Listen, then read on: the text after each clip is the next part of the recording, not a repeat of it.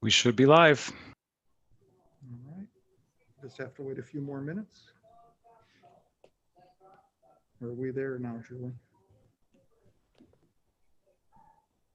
1 minute. So with all the names, is Member Pavicic here? Oh, thank you.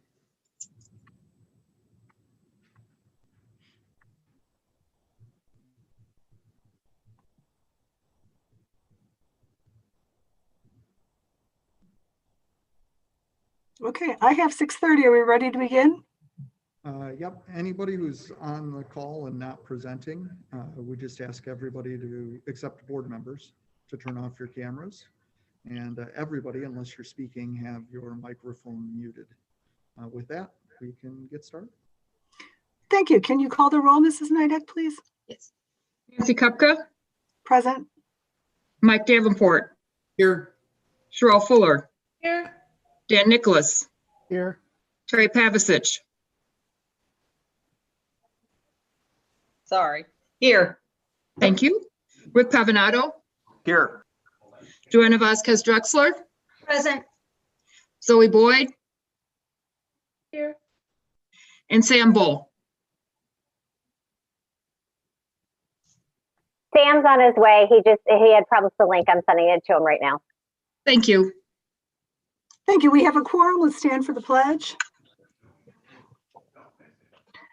I pledge allegiance To the flag Of the United States of America and to and the the republic republic for which it stands, one nation, under God, indivisible, with liberty and justice for all. Okay, we're going to start with student perspectives. Good evening. We're happy to have a crew of students joining us virtually tonight. I think most of the board is familiar with our Operation Snowball that is conducted at both schools and actually across town in our usual settings. But like everything else, they've had to reimagine what that might look like this year when only partially in person or not at all. So we've got a few students here that will introduce themselves and tell you a little bit of what they've done to make it happen this year. Ms. Diana Benoist, our student assistance coordinator, and one of our sponsors is here with the kids. So I'll turn it over to them now. Thanks, Mr. Schwartz. I'm going to let the students take over. Thanks everyone for having us. We do have a couple slides prepared that are part of the presentation, I believe. So if whoever is controlling the slide deck wouldn't mind putting that on, thank you very much. And I have with us tonight a few of our student directors from DGS. So I'll let them introduce themselves and take it away. Hi, I'm Mimi and I'm a senior. I'm Diana and I'm also a senior. I'm Natasha and I'm also a senior. I'm Tegan and I'm also a senior. I'm Anna and I'm a senior as well. Can we go to the next slide, please? Thank you. So me and Tegan, we are both in charge of our social media, and we have been active on social media and keeping up our students engaged in the program.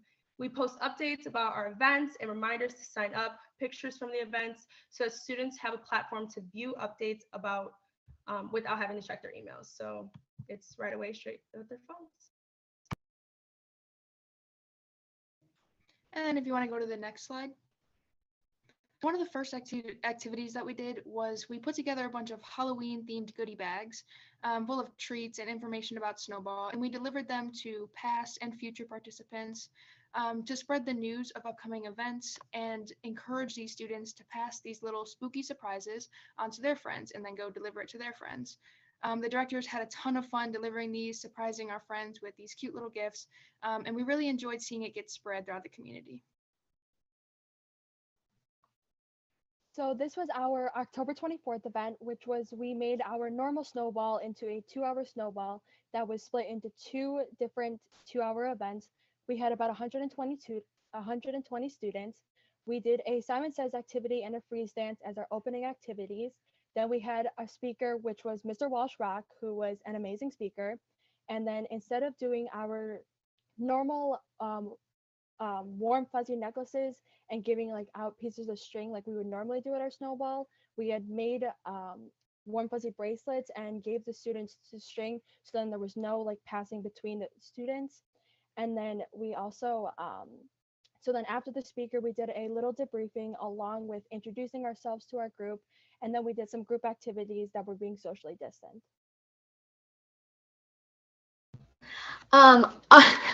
The next activity that we did was on December 5th. We took on the challenge of creating a Zoom snowball event. For this event, we provided students with a bag of supplies and a t-shirt that they picked up in a drive-through prior to the event. There was a total of 90 DGS students along with 125 DGN students. They logged into a scheduled Zoom meeting and had a presentation from M&P Presentations. These speakers were really good at keeping all of our students involved throughout the whole presentation and engaged. Then after this, we had a small group. We had our own small group Zoom meetings where we debriefed the presentation, and we also did some crafts together, such as like creating thankfulness holiday wreaths, and by writing thank you letters to teachers and healthcare workers. Overall, the event was a huge success, and many participants enjoyed being able to make new friends and participate in such a cool and different event. Our most recent snowball event that we did was making these really big wooden boards that said tidings of comfort and joy.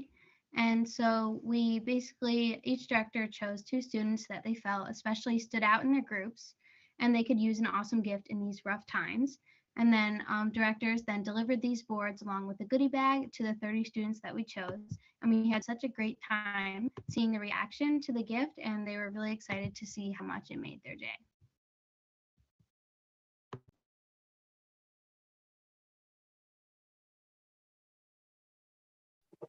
Thanks, guys. I think that's all we have for you, unless anybody has any questions.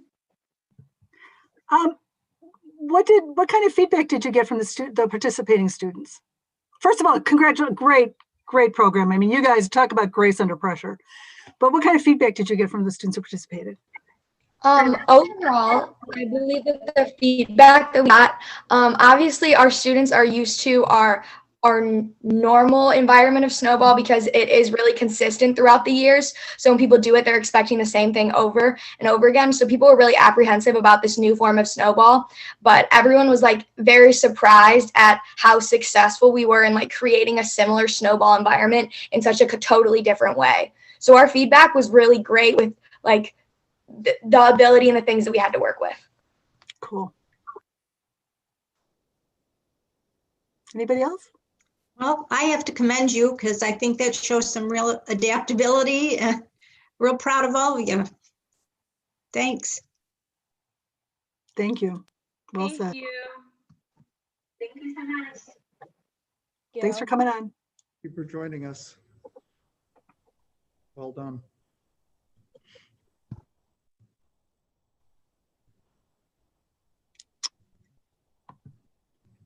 Are we ready for our board member questions and comments?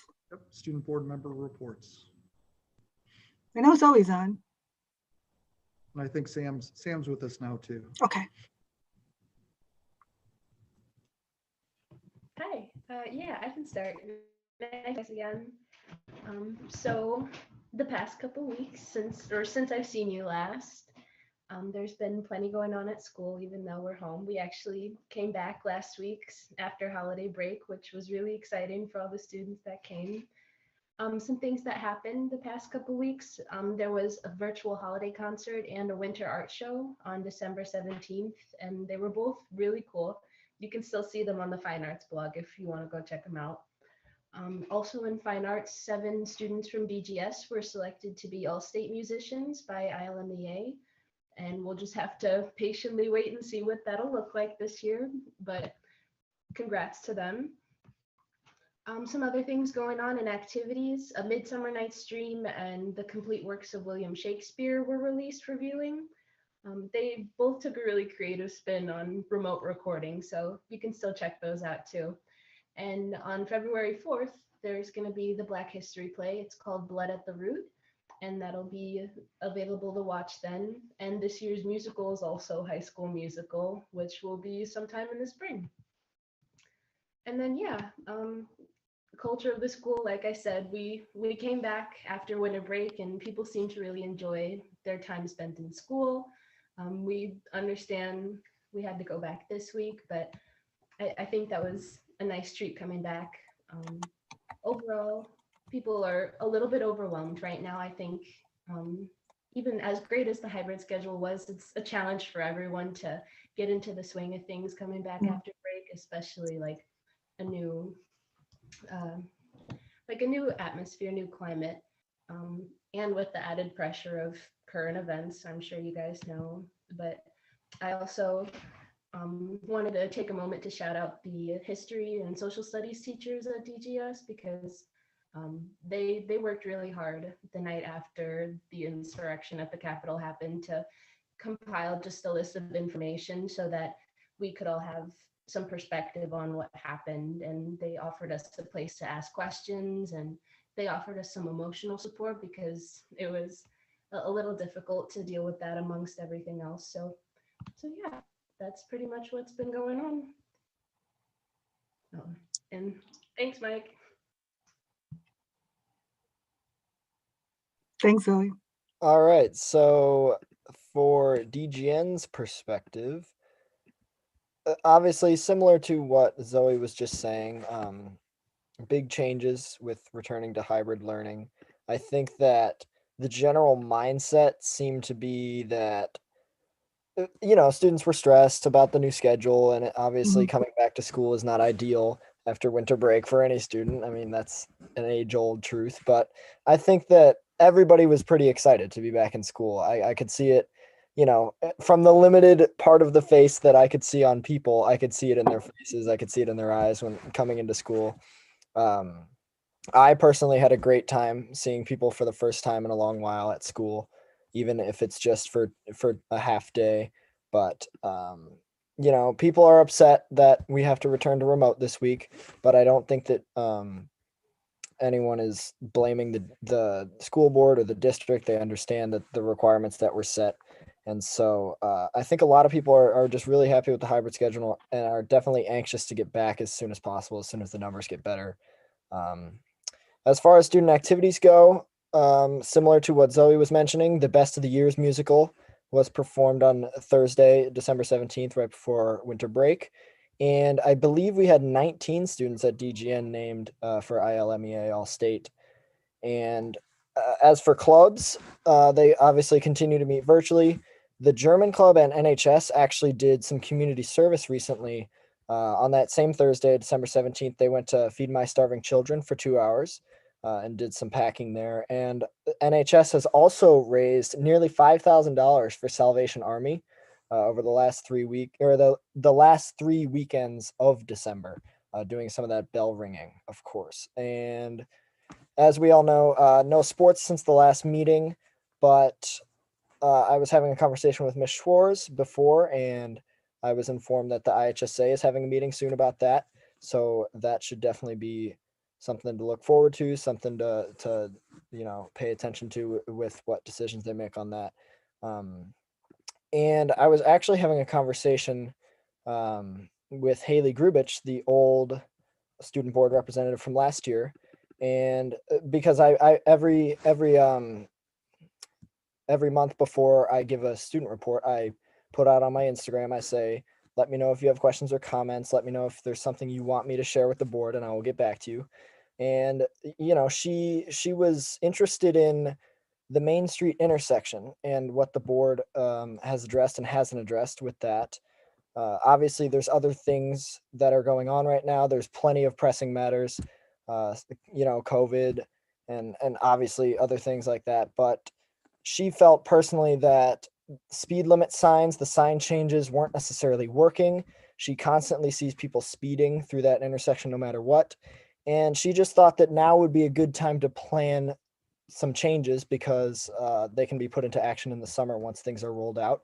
So something that she was just looking at was, painting the intersection, because obviously Beth Dunlap's 2-year anniversary is soon, and she feels that no significant changes have been made. So that is just something that she brought up, and something that she, maybe wanted to see a little bit more action being taken there. But at the same time, of course, there's other things going on. It's just something that I noticed, and she noticed that that was being brought up in that time frame. So again, though, the general mindset around DGN, definitely excited about school, anxious to get back. And so I think the main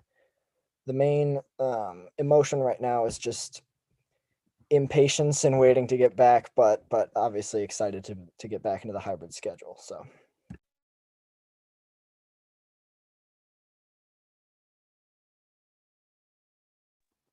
Zoe, I have a question for you, because Sam just answered the question I was going to ask both of you. Mentally, just from your friends or what you may hear, how hard was the fact that now we got 1 week in and now we had to go back remote after having break and finals and all that? Because people were probably looking forward to a different environment and a different experience. Have you heard anything just incidental or from anybody? Yeah, for sure. Well, just like the people around me, the people in my classes and my teachers, the vibe that I kind of got from them was, it was disappointing, but not unexpected that this is how things ended up, because people have actually really valued being able to see the metrics change every day. But that also gives us a clue into what next week's going to look like. So yeah, Rick, I would say that while it was pretty disappointing, is the vibe that I got. People expected it and they prepared for it. yeah, I would Thank you. I would definitely say there's similar feelings at North from that perspective. I think that a lot of people were assuming that after Christmas and after New Year's, the numbers would rise as people got together over winter break. But I think that the main emotion right now, apart from disappointment, apart from, wanting to get back, is just, trust in the board and trust in what the process is, because I feel that it was laid out really really well at that December 14th meeting. Now we know exactly what the numbers are that we want to return at. We know where to go if we want to see the numbers and the zip codes and what's being measured in terms of what's getting us back and what specific statistics calculate that. So I think that despite the disappointment and despite the impatience and all that stuff, I think that there's a greater sense of understanding and knowing what the situation is and how the decisions are being made. Thank you, Sam. Hey, Sam and Zoe, this is Dan. On a similar vein of questioning, and I know there's been some emails that have gone out, do you get a sense, and I know you can't speak for everybody, it's impossible, do you get a sense that you and your classmates know who to reach out to or how to reach out if you need somebody to talk to, or if you're looking for some help either academically or socially or mentally? Has that been articulated enough to you? I know there's been several, but I want to make sure that everybody feels like they know who to go to if it just becomes too much. Yeah, for sure. So at least my experience, and like you said, it's really hard to speak for everyone, but in all of my classes, my teachers have been really good about making themselves a support system and saying that even if they can't provide the support that we need, they can direct us to the people that can. So in my opinion, I personally feel very supported. I know where to go and who to go to. So yeah, I feel like teachers are doing really good with that. And you guys send out emails sometimes too. So Yeah, I would say that from an academic perspective, there's definitely been a big boost recently with the push for paper, and I think a lot of my teachers, if not all of them, have had at least a 5 or 10 minute conversation about what paper is, how it can apply to the specific class that they teach. And so I think that from the academic help perspective from the outside, that's definitely gotten a big boost recently. But in terms of the social emotional well-being, I feel that the average student definitely is not getting the support that they once got in person. Of course, there's endless things that are unachievable remotely compared to in person. But I think that the academic support definitely outweighs the mental and social emotional support right now. Yeah, to kind of expand on what Sam was saying, I think part of it too is people don't feel quite as comfortable maybe over the screen, like emailing a counselor and trying to, set up some kind of appointment. So I would agree with Sam. There's a lot of academic support, but maybe a little more reluctance for social emotional support. Have either of your counselors reach out to you just to check in on you, say, hey, how's it going? Or what's going on with your classes at all?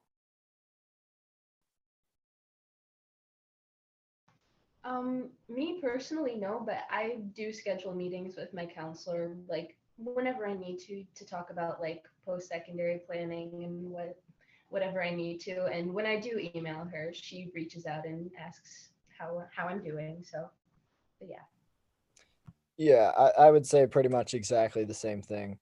They don't necessarily reach out to us, but I had extensive conversations about college with my counselor, and so I feel that once the student reaches out, there's definitely that help and that conversation being had. Thank you. Thanks for sharing, guys. I know this isn't the best forum to share these types of details, and I do greatly appreciate you being so open and sharing this with us. Yeah, of course. And hidden in the chat that I don't think the public can see, Ed pointed out that Zoe was very modest in her report because she was one of the students that was recognized by Allstate ILMEA. So congratulations, Zoe. Thank you. And I believe, Sam, you have some other important news. Would you like to share that? Oh, sure. Well, on December 18th, which was the Friday right after school, actually, probably about 5 minutes after school, I heard back from Northwestern and got admitted into the Weinberg College of Arts and Sciences. So that was my big break right after school. So thank you. Thank you very much.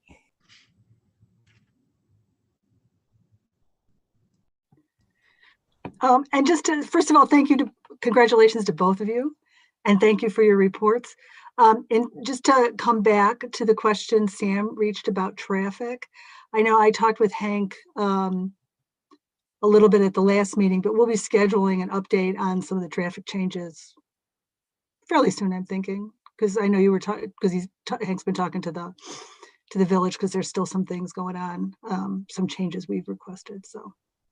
And also, I know that the village was in the process of applying for some grants related to traffic and safety improvements. So I'll check back in with them now that we're, in the new year and see how things are going. Did that light on Springside, is that operational? I know it's up. Is it operational? Not operational yet, but it's getting close. Okay. Well, thank you for following up on that. I appreciate that information. Anything else? So we've moved the public comment section earlier in the agenda because last time we went so long. We felt we lost some people, so we apologize for that. So we're going to hold our first reception of visitors now for public comment. This is an opportunity for audience members to address the board on any topic pertaining to Community High School District 99. Comments are limited to 3 minutes to provide all visitors an equal opportunity to address the board. If you need more time, please submit your thoughts in writing to the board secretary, Mrs. Nidek. Visitors addressing the board need to come to the microphone and state their name, their full name.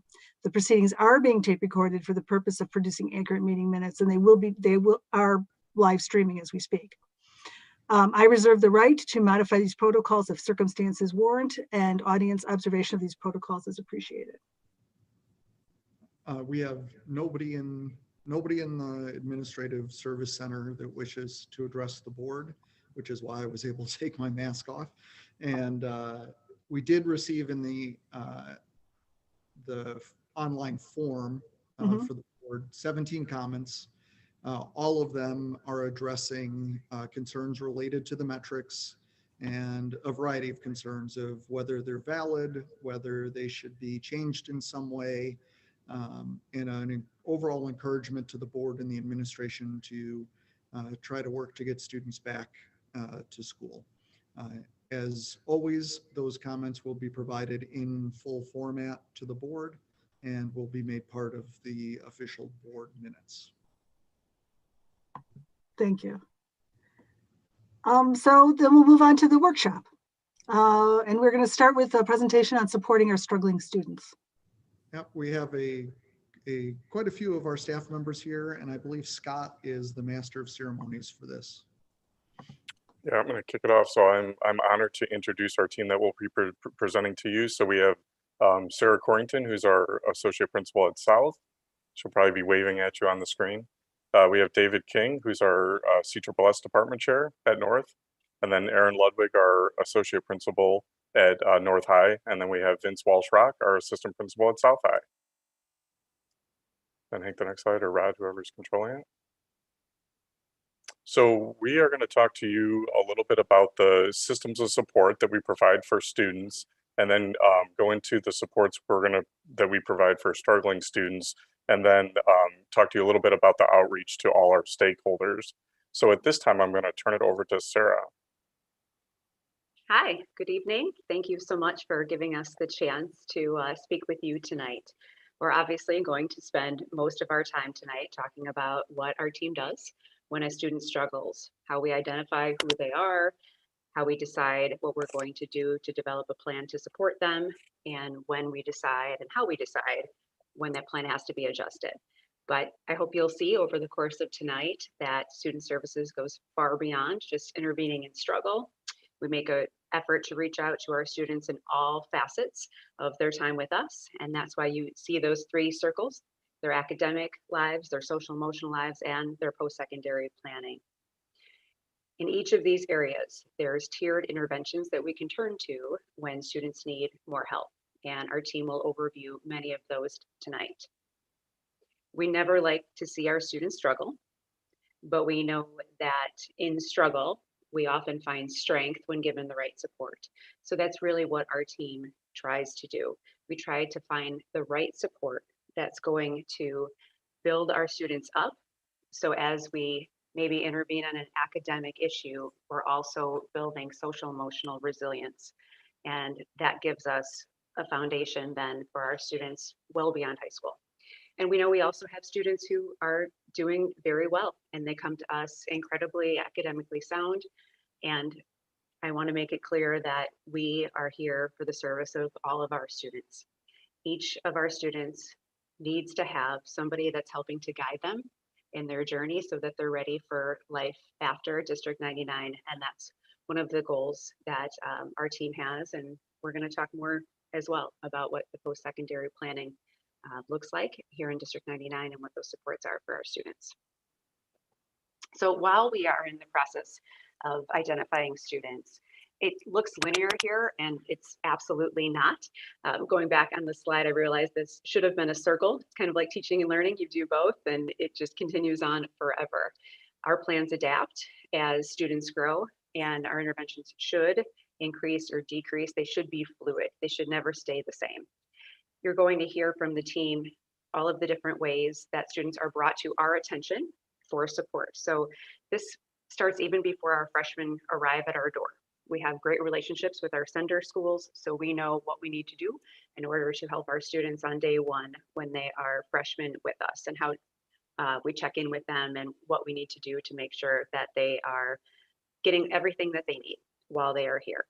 So that's one way you're going to hear about the Alpha Team process and how students kind of rise up to our teams. But you're also going to hear about what we do as a team to go out and find our kids. We want to find them where they're at. We want to make sure that we are getting them what they need. Not all students advocate for themselves. We realize that. And we're here to also share many of the plans that we have in place to go and find our kids to meet their needs as well. So thank you so much for your time, and I'm going to turn it over to Aaron Ludwig, who is my counterpart at North High. Thank you, Sarah. We can go ahead and go to the next slide then. So within our buildings, we look at a number of indicators and use different kinds of data to determine early interventions. Teachers and CSSS members are able to monitor students in these areas on the slide using our student management system. And each school uses an early warning system that is generated weekly for our problem-solving teams to review for possible tier 2 interventions. So Sarah mentioned that we tier interventions. Next slide. So once a student is identified, we really try to utilize that tiered approach. Teachers are able to see students and engage with them often, and our teachers are great at making those initial and early contacts and also giving the most specific information to the parent so they can support as well.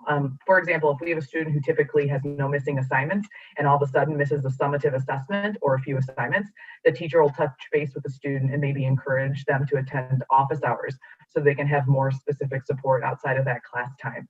If they observe a student struggling with a particular unit or a skill, the teacher may suggest attendance to a resource period. That same initial teacher level intervention can include a contact to the parent, and then the parent can help encourage the student to engage in some of those additional supports. Our teachers and counselors often collaborate, and a lot of time the combined effort between the parent, teacher, and counselor team is successful in making a positive change, especially in the area of academics or in helping a student identify what their social emotional needs are. A lot of the connections to Strive and tutoring happen at this tier 2 level because they have multiple caring adults sending the same message and supporting them and getting hooked up to their supports. So teachers and counselors also work together to support the emotional needs of students, and each school's developed an internal referral form, started in the spring kind of because of COVID, but we probably will explore using it. But we found that when we went into a remote learning setting, we couldn't recreate those kind of stop in my office and tell me you're concerned about a kid's process. And so we made a referral form because we can't all be together in the building, and we've been able to track data and see some trends from that, which has been really helpful. If there's a need to look at more individualized supports or a student continues to struggle after the teacher and the parent and the counselor have started some interventions, then the alpha team or the assist team would convene to discuss the case and determine appropriate next steps. We can go to the next slide. So a little bit about our alpha problem solving teams. So those are the building teams used by CSSS. And we wanted to share a little bit about the interventions that these teams utilize both before the pandemic and then specifically because of the current needs that we have.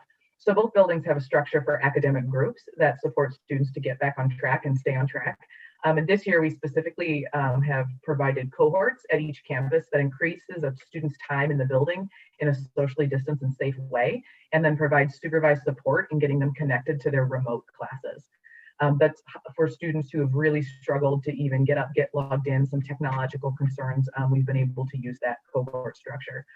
We also have added an interventionist, and then we have student engagement mentors that support students virtually who struggle to keep with their online schedule from home and maybe struggling with attendance. We're really seeing a need in the area of executive functioning and just what student behavior looks like in a remote setting. So we've been able to bring in some levels of support there. These staff, along with CSSS, have been connecting with parents, and we make that a top priority. And occasionally we've done some home visits when our haven't been able to connect with calls and emails and hasn't been successful.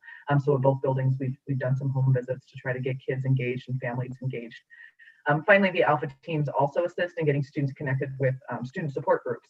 And those student support groups have taken place on Zoom primarily given our current restrictions. So I will hand it over to Dave King. He is the department chair for counseling and student support services in North. Good evening, everybody. Thank you for having me tonight. Aaron already touched on this a little bit in terms of academic supports, but between the both buildings, we have a variety of resources that are highlighted to be in that tier 1 intervention. So tier 1, this is going to be support that is provided to all of our students across the board, peer tutoring, office hours, virtual resources, and Strive. But to be more specific, our peer tutoring provided by our NHS leaders in both buildings and other interested students within resource periods. Aaron mentioned office hours. Our staff and our teachers and CSSS members are readily available for office hours. Aaron mentioned it's difficult to replicate that drop-in type of feeling, but I know that our office hours have been used as such specifically within CSSS as our staff at North, and I'm sure at South, has offered different office hours outside of school time for students to drop in, ask questions as needed depending on the topic. So those office hours have been very vital in terms of supporting our students.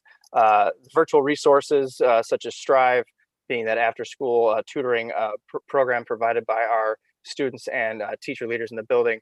But those virtual resources also being provided during those academic periods throughout the day, to where a student can be referred to this or not referred if it's pushed out through their Google Classrooms that students are members of. They can choose a specific link to that tutoring session with a certified teacher within any school period of the day. So those are just a few of the highlights of our Tier 1 academic interventions.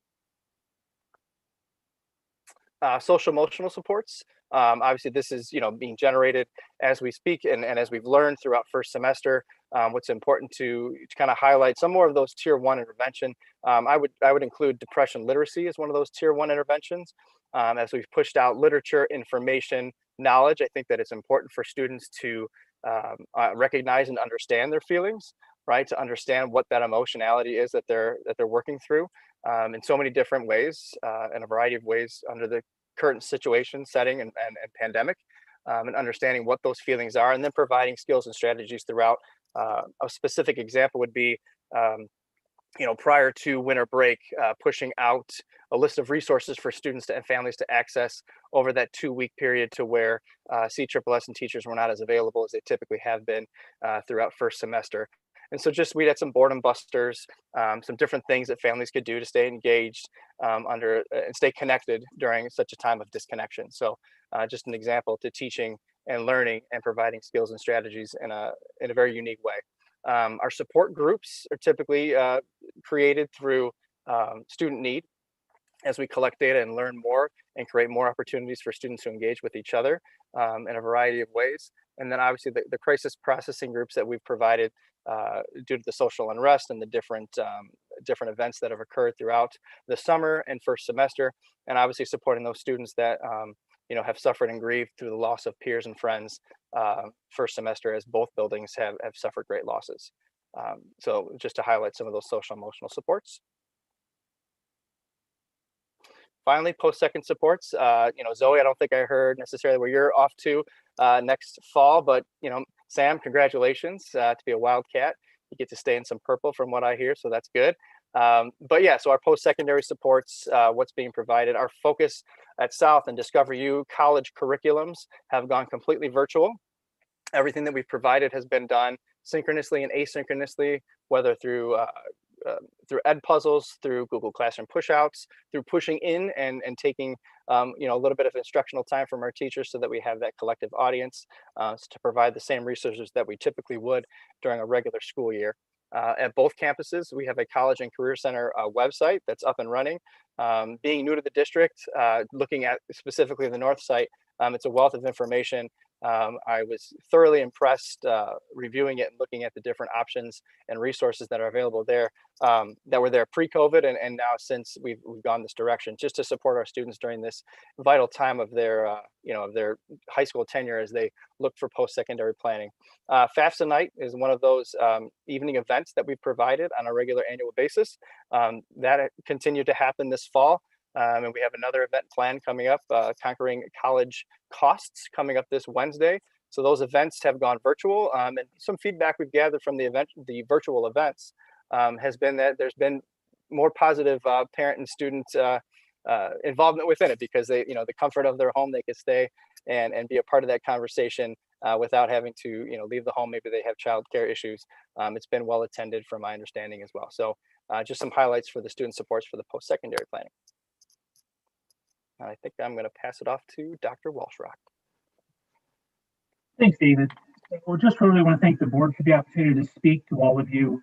I've worked in student support services in District 99 for over 20 years and have seen services be supported by the board that entire time. And for that, I can honestly say, amongst other high schools, we have some hallmark services we're able to offer students. And so when the pandemic hit and we had to close down, I remember speaking with Aaron on March 16th, on that Monday, after we met with our staff, and we went, wow, what's going to happen next? What do we need to be thinking about? And one of the words that I came back to was caring, and it comes from Dr. Thiele's continual annual message to our entire District 9 community that we work in a caring environment. It comes right out of our District 99 mission statement.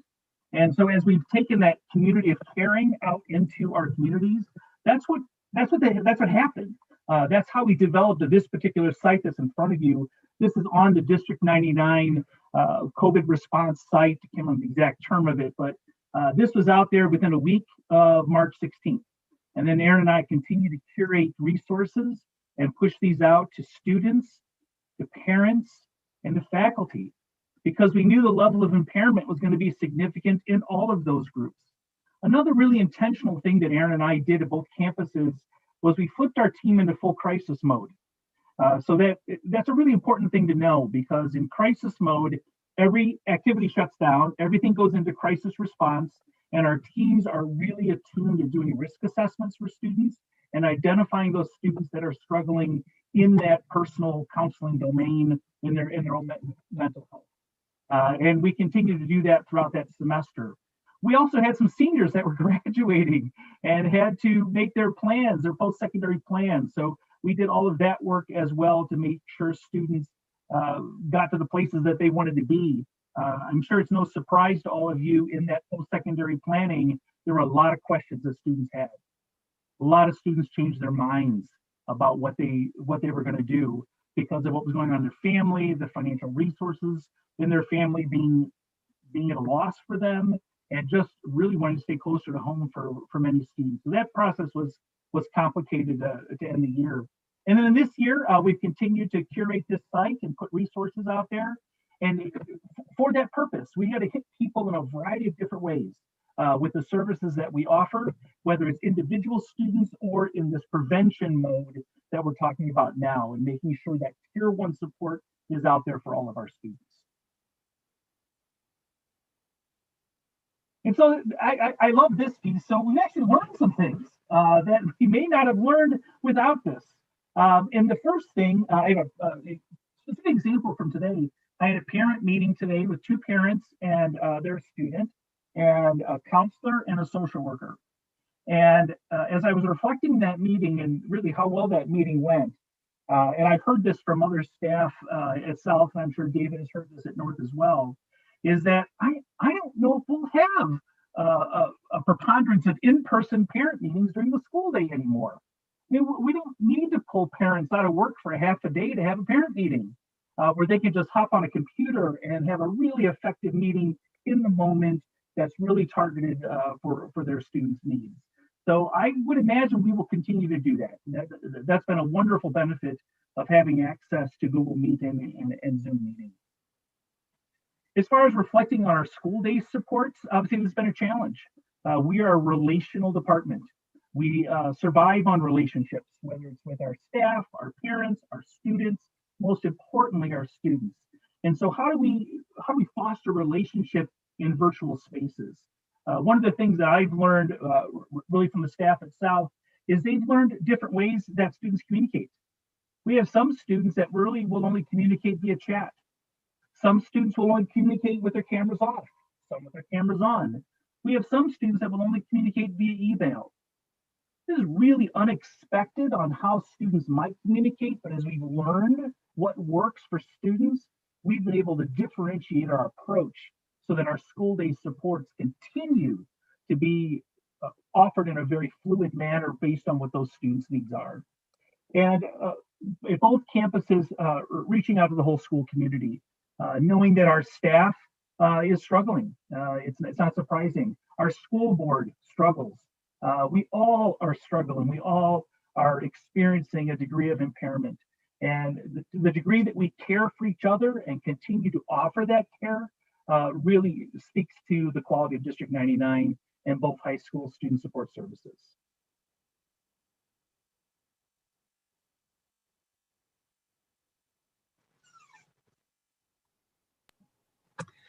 I have a question, and I'm kind of struggling. Hi, Vince. I'm kind of struggling with how I want to ask it. You know, no one person speaks for the board, but I think we are all in agreement. Nobody thinks this is ideal to be remote. Nobody thinks it's ideal to be hybrid. We would all like to be back in school, but we understand why we're not. We hear from parents, we have these great resources, and thank you all, because I know that you guys got this. You were always offering great support for our students, but you had to kind of just rethink how you were going to do this on the dime, like all of our teachers and all of our staff did. From the parents we hear from who say, my child doesn't want to go to school. My child is crying in her room. She just doesn't want to go here anymore. They're so disappointed. I can't get them motivated. How do those parents access this system if by chance their child has not already been identified? And what kind of supports do we offer to the parent?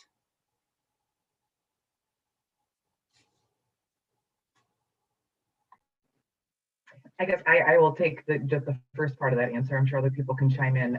I would want any parent to know that they can reach out to the counselor or any CSSS member that's part of their student's alpha team. We have counselors, usually the easiest, I think, to identify on the parental interface if they looked at eSchool, but they could also just call up to the school and ask to speak to someone in the counseling office. Because we worked with Michelle Carnaggio today, and she called me because Dave was in my office, and we got right with the student situation. So I would just tell them to connect with the school, and we'll get them exactly what they need. We would do an initial assessment of that student and who they've been connected with already. But if we didn't have a lot of information, we would reach out immediately, because we don't know the level of concern that's really being expressed there. And we would connect with them as soon as possible. But I would encourage them, counselor, but if they don't have the time to look up all that information, call the school and tell them you needed to talk to someone because your student's struggling, and we'll get you to the right place. I'm sorry. I was just going to chime in really briefly here to follow up what Aaron was mentioning.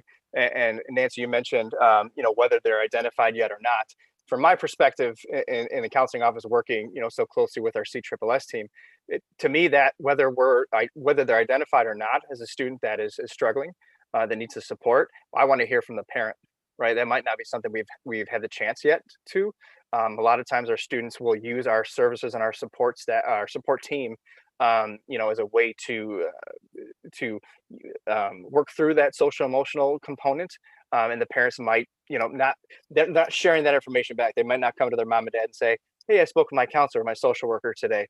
And it's really by the parent reaching out. Let's say I was the counselor and the parent reaching out to me. Looking for support, I can support that parent too.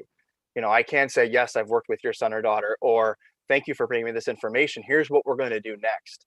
So that just both levels of that support, whether this is the first we're becoming aware of the situation, because, students can keep it together throughout the day. A lot of times they can. It's when they go home, and now they've been home so much, right?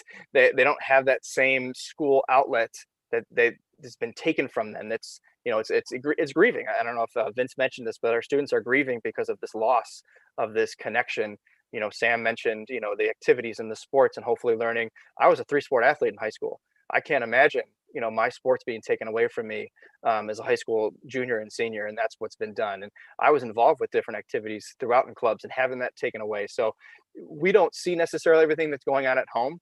And so I would encourage the parent, despite even if they've communicated back and forth, continue to call us, continue to connect with us, and we can continue to support the student, but also support the family through our lens of CSSS at North. And I think I can say that on behalf of South as well. I have a question. How many students does each counselor, are they assigned in a given year? Ballpark.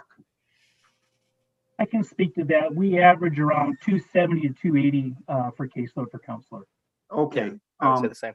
Have the counselors been asked to maybe once a month check in with each one of their students that they're assigned to? Just like, hey, how you doing? Or hey, how's this working? Or how's your home life environment going? Or just some type, because at school you could call them in at lunch, you could call them in during PE, a class, passing period, and have that 1, 2, 3, 5-minute conversation with them.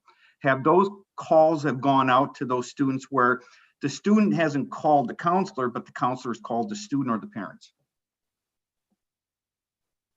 I can speak to that. Thanks, Mr. Pavanato, for the question. I know you asked the students the same question. I'm glad that you asked Zoe and Sam that question as well. You heard in the presentation what tiered intervention looks like. And so there are some things that we do for all students. One of the things that happened very intentionally at both campuses in March, in the beginning of April, was counselors reached out to every one of their students to assess where they were at that time, to identify what those needs were. And the needs were significant, not just emotional needs. We had students with food scarcity needs. We had students with housing needs, clothing needs, more needs than we would have anticipated in a normal school year. And it really became more of a 12 to 14 hour a day job in speaking to families when they were available to do that. And I know at both campuses, our student support services really extended themselves out to make sure all of those needs were being met. And I was so thankful that we had the caseloads that we had to be able to do that. So yes, Mr. Havana, we had many students come forward in those check-ins. And then we had some students be like, hey, I'm fine, I'm good. You know, I'm doing okay right now. We did the exact same thing at the beginning of this school year. We did with our freshmen and our sophomores specifically and our transfer students. And then we just did it again with all of our students, just to see who needs a check-in, where are people at. Right now, people are really anxious around course selection for next school year. So that's a lot of the concern right now.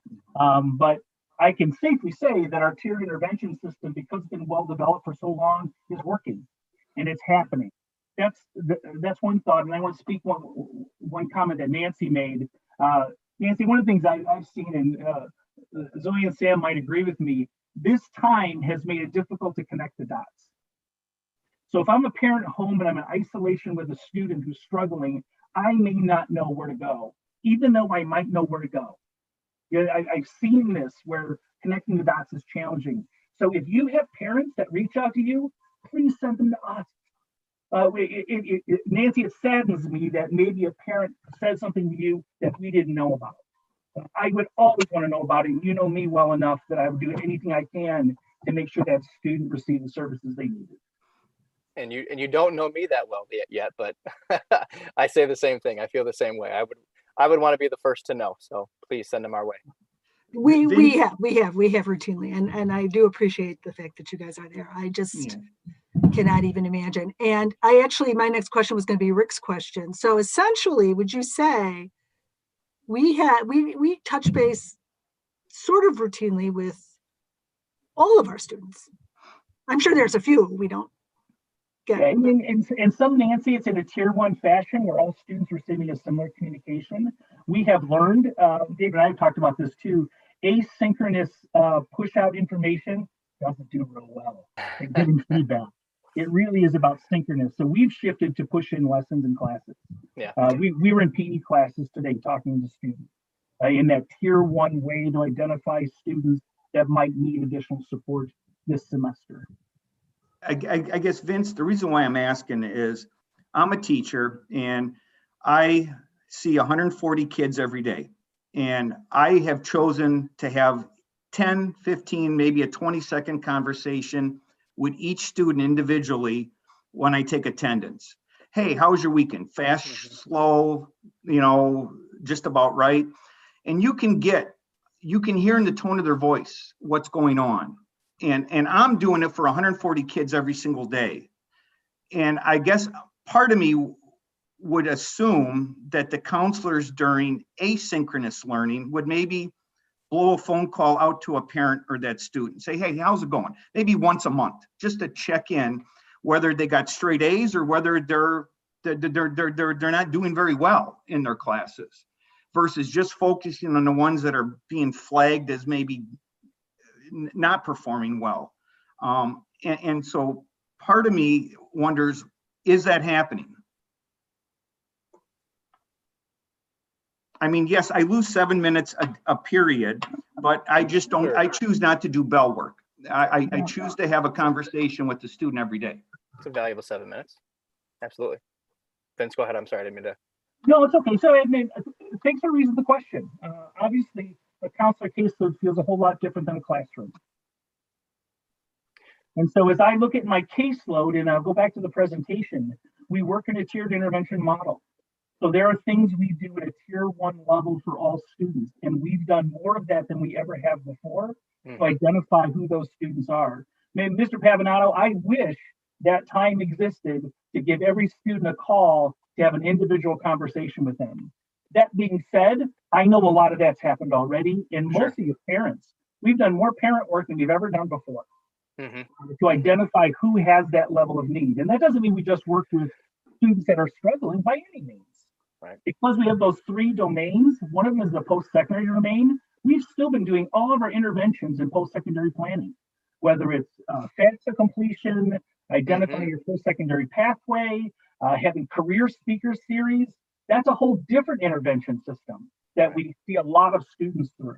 And so that's how we've continued to function, to make sure that we are giving the right level of intervention to the students that need it based on their specific needs in those domains. And I just to kind of jump in and Vince and piggyback off of what you're saying, Rick, as you pose that question, I was thinking in my head a little bit. I've taken some notes, certainly from the conversation here, and then Sam and Zoe, some of the feedback that you've provided. But my work in the counseling office over my time in education, you mentioned Rick in the classroom. In the classroom, as the teacher, you're controlling that environment, right? You can control that 7 minutes. In my environment, in the counseling office, the student's controlling that environment. It could be 7 minutes per student. It could be 70 minutes per student. And so that unpredictability is difficult, because if I am going to, as a clinician or a CSSS member, if I am going to push out that communication to all of my students, I need to be prepared for the response.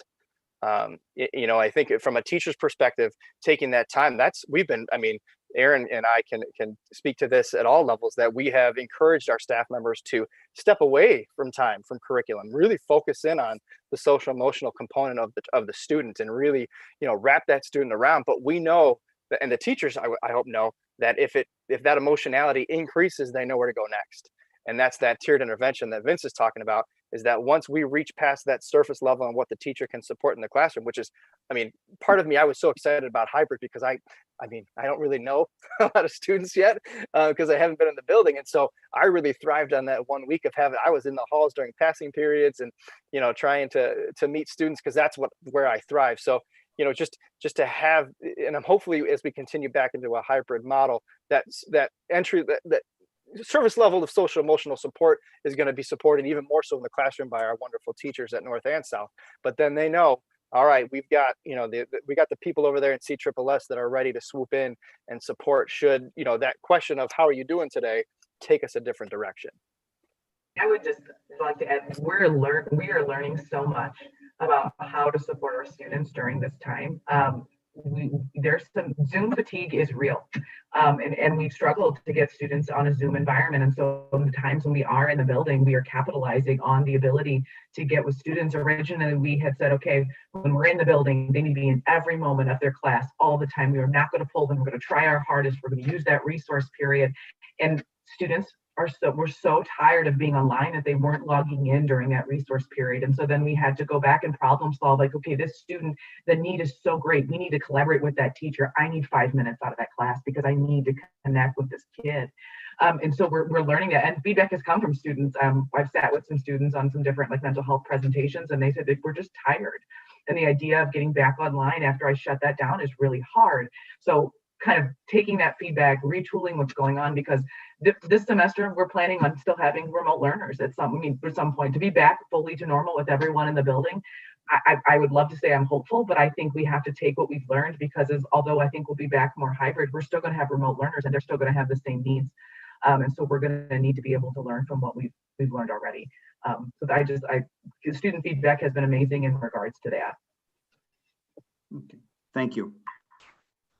Yeah, and I just wanted to offer my perspective and some clarification that I probably should have given earlier when you asked the question, because even though I did appreciate the question earlier, and I won't speak for Sam, but I don't think that I personally am a good representation in this respect of the student body for receiving counselor support, only because this year and the past few years I've been fortunate enough, honestly, to not really need to utilize my counselor as often for emotional support. So yeah, like they said, I understand that the system is totally need-based, and I would actually prefer that students that need it more than me receive it before me. So I don't personally feel cheated for not getting consistent "how are you doing" messages, just because I mean, another big thing that I hope anybody watching takes is that a lot of my support comes from home. So I feel like the best thing people could do for students right now at home is just to be there for their children, because that's what's made me fortunate enough to not have to use these systems quite as much. And I really appreciate that even some of my friends have been able to use the systems here at school. Yeah. Zoe, I don't think you could have expressed it any better about students like yourself and getting the help from home. It sounds to me like all of you have learned by leaps and bounds on how to work with students remotely, and you're getting better all the time. I did have one question though, because sometimes we get emails from parents who it sounds like their students are so seriously struggling mentally. Are you finding some students falling into that tier 3 category? I would say yes, there is a marked increase in the level of tier 3 social emotional needs right now. We are. When we compared hospitalization numbers to last year I would say at North it felt higher than the year before. We're already over where we were. But I would say, and I don't want to speak for Vince, but in March when we looked at each other and we thought, wow, we're going to be impaired. This is not surprising to us when we look at the great, what our whole society has been going through. And that was before the social unrest that started to occur. That was just in response to the pandemic. So I would say, yes, we're seeing more students struggle at a more intense level. Okay, thank you. I have a question. Can you guys hear me? Yeah. Okay. I know someone touched on it, but in the way of, and Zoe made a good point about having the support at home. Do you guys have any way of just providing any knowledge to the parents or the adults these children, the students live with, on how to support the kids? Because the support may look a little bit different now in a COVID situation than it looked prior to this. So is there any way or anything that you may be providing them with just based on our current climate in order to know how to support that student during this time? Absolutely. We've offered specific parent nights around executive functioning. That was one thing we heard very clearly from our parents and our students is they were sent home to work remotely and we hadn't taught any skills on how to be a remote student. And then parents were trying to support the student being a remote student, but that looks different than what it was when you were an in-person student. And so we've done some very specific nights around executive functioning. And then we've talked a little bit about maybe doing more of a workshop format.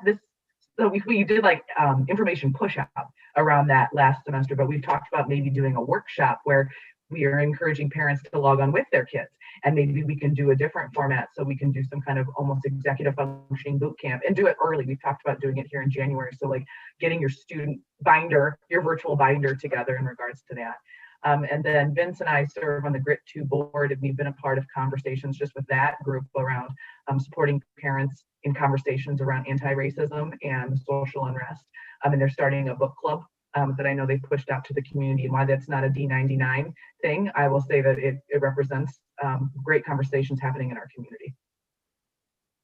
And I would just add one more resource is I've been in contact with a local agency that's interested in working with the parents of our freshman students and then also parents of our senior students to almost work on parent circles to be able to group parents together that have students that are transitioning into the building or out of the building, because we know that those are unique groups of parents and they have unique needs. And sometimes being able to be with other parents who are seeing the same things and feeling the same things, sometimes that's some of the best support. So we're also looking at trying to get that off the ground here as well. So that's another example of that's not something that we would maybe have thought to do before this year, but I think that's something that we could look at long-term as well.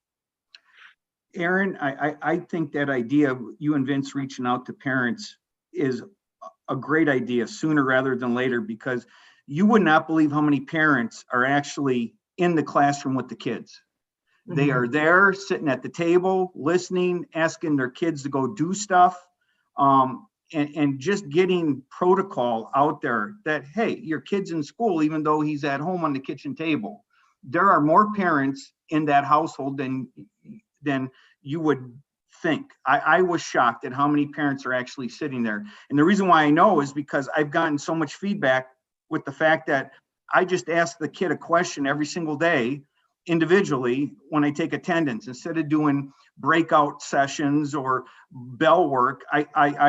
It costs me 7 to 8 minutes every single day, but just that one-on-one conversation over the computer, it's changed everything, because then the next 25 minutes I got their attention. I blow through the material. I finished 2 weeks ahead of everybody else in my department, just by having that personal connection that you don't get by being remote. When you're remote, you don't get that personal connection unless you work at it. Rick, we've also. Can I just ask a question? I'm sorry. Are you saying parents are they supporting their students and helping them with their remote learning, or they're interfering with their remote learning? They're working from home right next to them on a computer or a laptop, or they're in the home environment. They are not. Right. But are they not isolated in their bedroom by themselves? So is that good or is that bad? Is my question. A little bit of both. Okay. Maybe the good parent keeps them focused, but the bad parent doesn't realize that they're in school and says, "Hey, go do this, go do that." Thank you. I'm sorry to interrupt. No, that's okay. I think the parents, it's a shame that we had to wait till second semester to do this, but I would say January versus March to get something out there to the parents. This is proper protocol. Okay, this is the environment we're in. Because some parents, I think they're not allowing the student to engage in the classroom, at least at the high school level, from what I've seen. Rick, we have been communicating that. Ed and Janice's office have been communicating it to families and to students all year. So at least, we've established the expectations, but we know, every house is different, and there's more or less space in every house and different expectations. Yeah. And we know that we right now, while we're in remote, are really guests in everybody's home as we deliver instruction. So, but we have had those conversations and have sent out those kinds of expectations all year long. I guess that's the reason why I'm such an advocate for hybrid versus remote.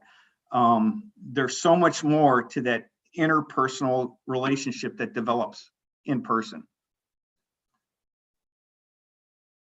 Yeah, and I would actually like to add on to that. I think that on top of the interpersonal relationship that Rick was just mentioning, I think that there's a sense of safety and a sense of togetherness that comes with hybrid. And obviously, you can't go into remote when the numbers are so high. There's obviously you have to draw a line in the sand at some point where that you have to make an executive decision where it's not safe enough. But I think we should really be doing everything we can to get back into hybrid. I feel that I feel I didn't express the reality enough in my board report. I feel like I had a bit of a self-realization moment after I gave that report. I think that I need to do better at telling you guys how much students are struggling, because I think students really are struggling. You do too. And, on top of academically, socially, emotionally, and there's only, as great as the CSSS department is, there's only so much they can do to help, because it's a lot of it relies on the student coming to that department themselves. And so I think that, the best thing that the board can do is just do everything they can to get back into hybrid. But of course, there's a point where there's nothing the board can do if the numbers are so bad, the cases are so bad that we can't go back. But I also just wanted to ask a question of that department that is here. I was wondering, because I actually did a long form feature article for the newspaper, the Omega North, right before school got out for break. And it was about racial incidents. Obviously, the one that occurred last semester was the big one that everybody heard about, but there's definitely more subtle ones that occur all the time. I've talked to a lot of minority students and students of color at North, and they're saying that, stuff like that occurs way more often than you'd expect. It just goes unreported. And a lot of times it's the main word that was thrown around was fatiguing. On top of everything that's going on, I feel that it's definitely harder to be a minority student right now. And so I was just wondering, is there a specific subset or subcategory of your social emotional approach to helping students that deals with, issues of racial discrimination, marginalization, or not racial, just any incidents of marginalization? Is there a specific subset that kind of takes care of that? Yeah, I can speak a little bit to that, Sam, because I work with the Equity and Inclusion Councils at both buildings. So there's two things I would say that I think speak to our movement in a positive direction to address exactly what you're talking about in terms of student feedback around non-addressed microaggressions. Is kind of what we had labeled it on Friday. So I met with Emoja and the Black Student Union at DGN, we were in a DGN. I was feeling like I was a DGN. We were all virtual, but we met online to talk about an upcoming lesson where student voice will be used to talk about how unaddressed microaggressions have made them feel. And then to try to then link that to our work with the Equity and Inclusion Council on how to empower teachers not to hesitate to address things because they're afraid they're going to do it incorrectly. That's some feedback that we've gotten from some of our forums. So we're going to really elevate student voice in regards to that. And then the Equity and Inclusion Councils at both buildings have put together a bias incident response plan, because what we realized is we needed to very quickly put things into motion when we have an incident that's hurtful in that way occur. And we were losing time in how quickly we felt like we were getting student supports off the ground because it was taking so long to coordinate things. And so we put together a response plan. So even after some of the things that have occurred, we've been able to send out emails, and granted they're emails, right? But they'll go out through Counselor Classroom saying, we are offering these 3 processing sessions for students in the next 3 days. If you need to come and connect with other students about what you're feeling, please come. And our president of the Black Student Union, Quentin Mills, was at one today supporting other students. And so I see us moving in a positive direction.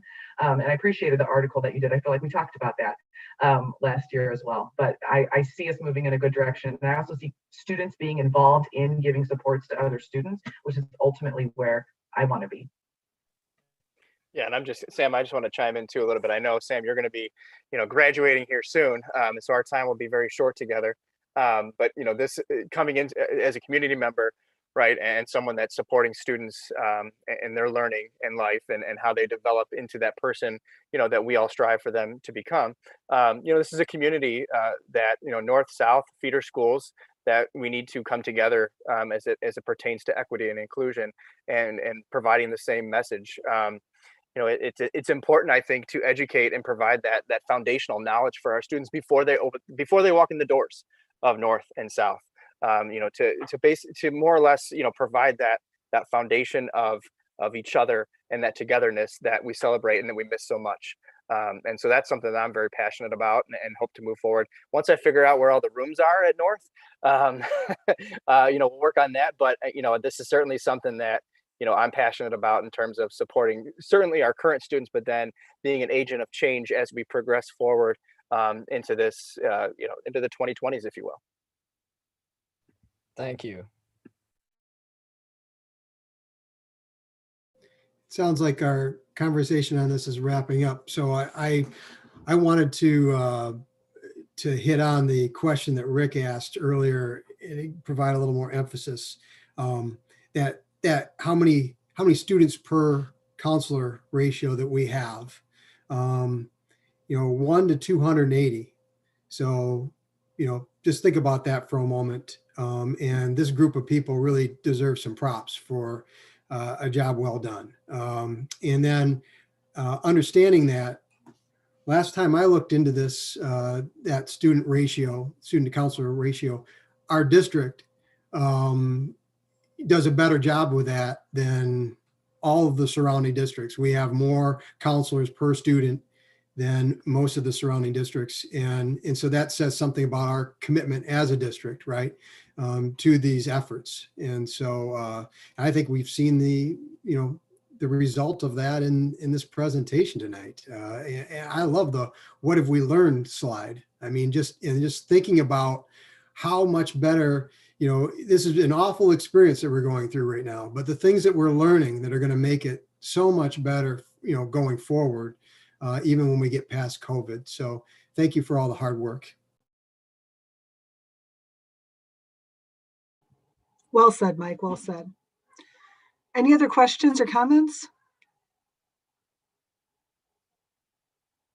I'd like to echo Mike's thank you and gratitude for the support of this department. And I know we added some positions this last year. So that was just very fortuitous that we did this. So thank you for all of your work. Thank you for your continued support. Thank you for everything you do for our students. It is not an easy job. We appreciate each and every one of you. Yes, we appreciate the board as well. The board has dedicated additional resources to our CSSS department and kind of the wider support of that department every year in the 5 years that I've been here. So, you know, we've put resources where they need to be to support our students, not just academically, but socially, emotionally, and post-secondary. So, and I will mirror the board's thank you to all of our staff members that joined us this evening. So thank you. Thank you, guys. I believe we're going to move on to an update on in-person learning. Yes, this is mostly just some quick updates on what's happened since we met last, and just a review of where the metrics sit for now. As we learn more as we come back. So just a reminder to the board and everyone out there, what we're looking to try to have happen is to offer as expansive of instructional programming as we can. And you know, we expanded that for second semester, where our hybrid now has every student coming to school Tuesday through Friday for half a day. And over the course of that week, they see every one of their teachers. We're trying to make that work within those safety strategies and protocols, and making sure that we offer that at a time where community transmission makes it unlikely that COVID will spread when students are at school in this model. Next slide, Rod. So just some changes that have happened. Remember, we provided the opportunity to all of our families to reselect if they wanted to, whether they were fully remote or in the hybrid model. And currently, as of this morning, 28% of North students have selected to be fully remote, and 45% of our South students have chosen to be fully remote. So we have a large number of students at both campuses that are choosing the fully remote model through spring break. And just a point of note that's the same as it was when we did this in the fall, is that our students of color are far more likely to be choosing the fully remote model. As you heard, we had 1 week of in-person learning, although during that week, we did have many that had chosen in-person learning select to stay home for that week, whether it was they were traveling or mixing with family over break and chose to self-quarantine for that week, or were concerned about others that had traveled or had participated in more risky activities than choosing to stay home during that week. We had a higher number than we expected choosing to stay home for that first week. So our numbers were down. And the reason I point that out is because, remember, every week we're back, we're learning more and more about the program. And the low number of students that we actually had in attendance for that first week doesn't make it as typical as we hope that it will be in the future weeks, that we'll actually have more people in the building than we did during that first week of school. We've added additional webcams for our teachers. It was fun to walk the hallways and see what was going on inside of the classrooms. Many of our teachers are concurrently teaching for some or even all of their class periods. So they're working with both their in-person and remote students at the same time. It looked like a lot of newsrooms as you walked by. You know, teachers were broadcasting to their students, and we did some professional learning on that first day back from break to help provide some strategies for teachers on how to do that effectively. We've hired an additional nurse at each school, as we intended to help with contact tracing, but a great idea that came from our athletic directors was to add resources from our athletic training company. Since, you know, we don't have as much sports going on, well, none right now because we're in tier 3. But even so, we have less we're going to have less sporting events going on than we did in the past. So we're utilizing our athletic trainers as additional resources to help with contact tracing. That's an area that is definitely going to be a challenge for us, I believe, coming back.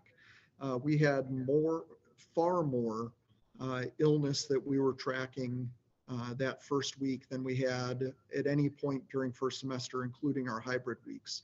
You know, the fact that every student's coming back to school on a day, right? All of our students that have chosen in person are coming in each day, makes it a far greater process to track. Plus, parents are more likely, I believe, to report illness when students are coming into school. So we know that keeping track of illness, and that's one of our key safety strategies to along with this, is going to be a great task in the second semester. We also started out the semester with an introduction to staff on paper, and as you heard from our students, this is starting to make it out to the larger student body.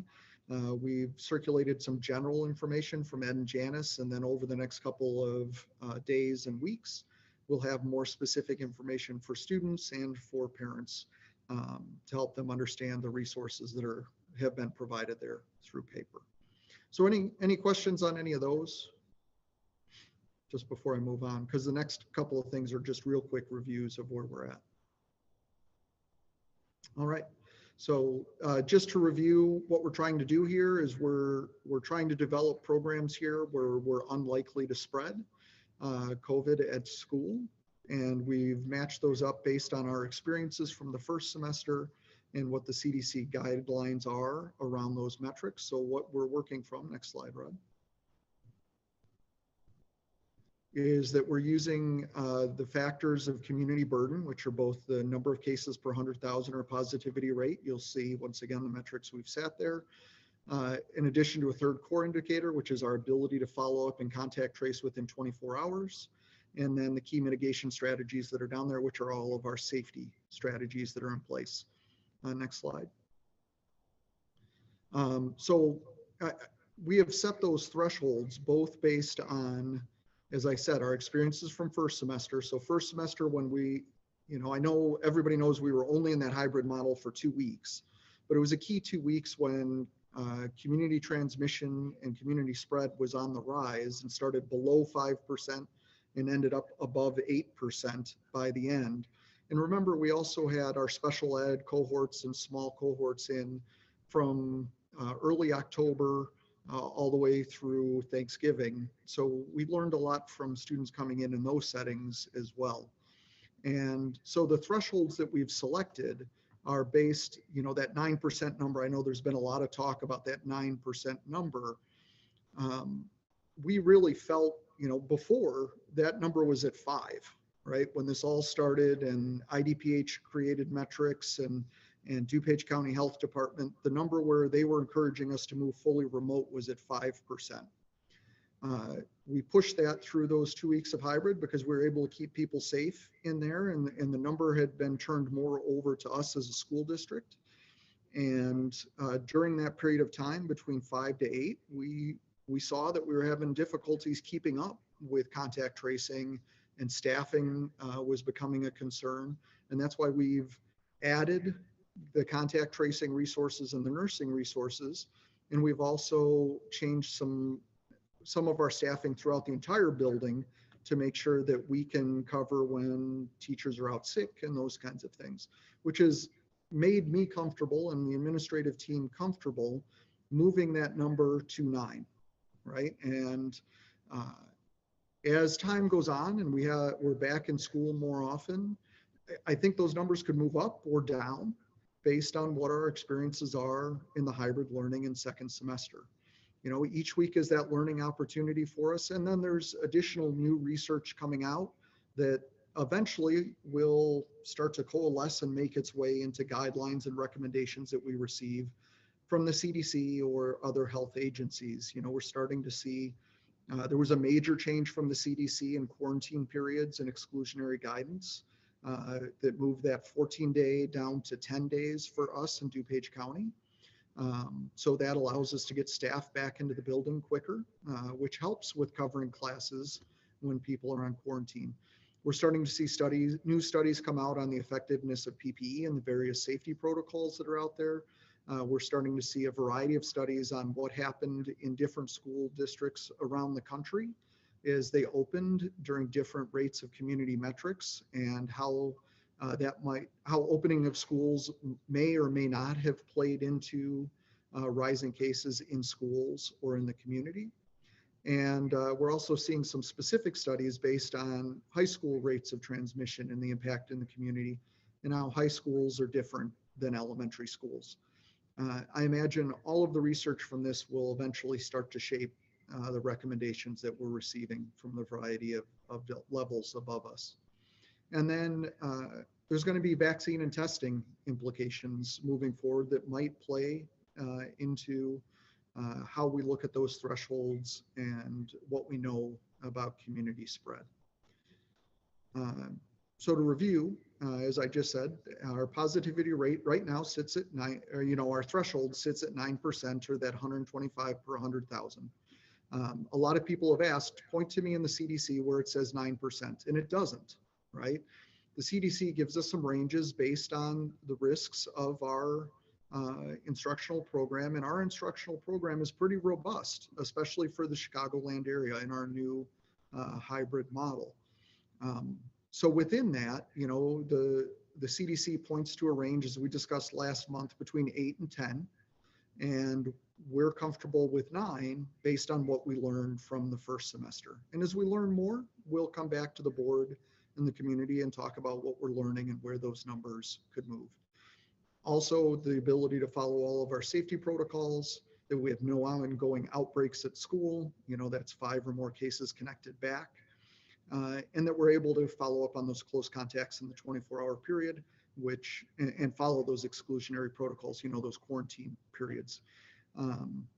We should be better staffed to be able to do those things with those resources I just mentioned. And then, of course, adequate staff and students being available is always a factor. And as we mentioned last month, you know, if our whole nursing staff was to have to quarantine, we wouldn't be able to bring students back safely, you know, and those kinds of things.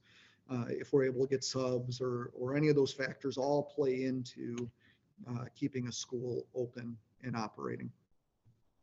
And then, of course, in the cohorts, the key change is that we move from the 9 to the 12%. That's also based on our experience from first semester, when we started to see illness make its way into classrooms and really into the staff in those small cohorts, was around 12%.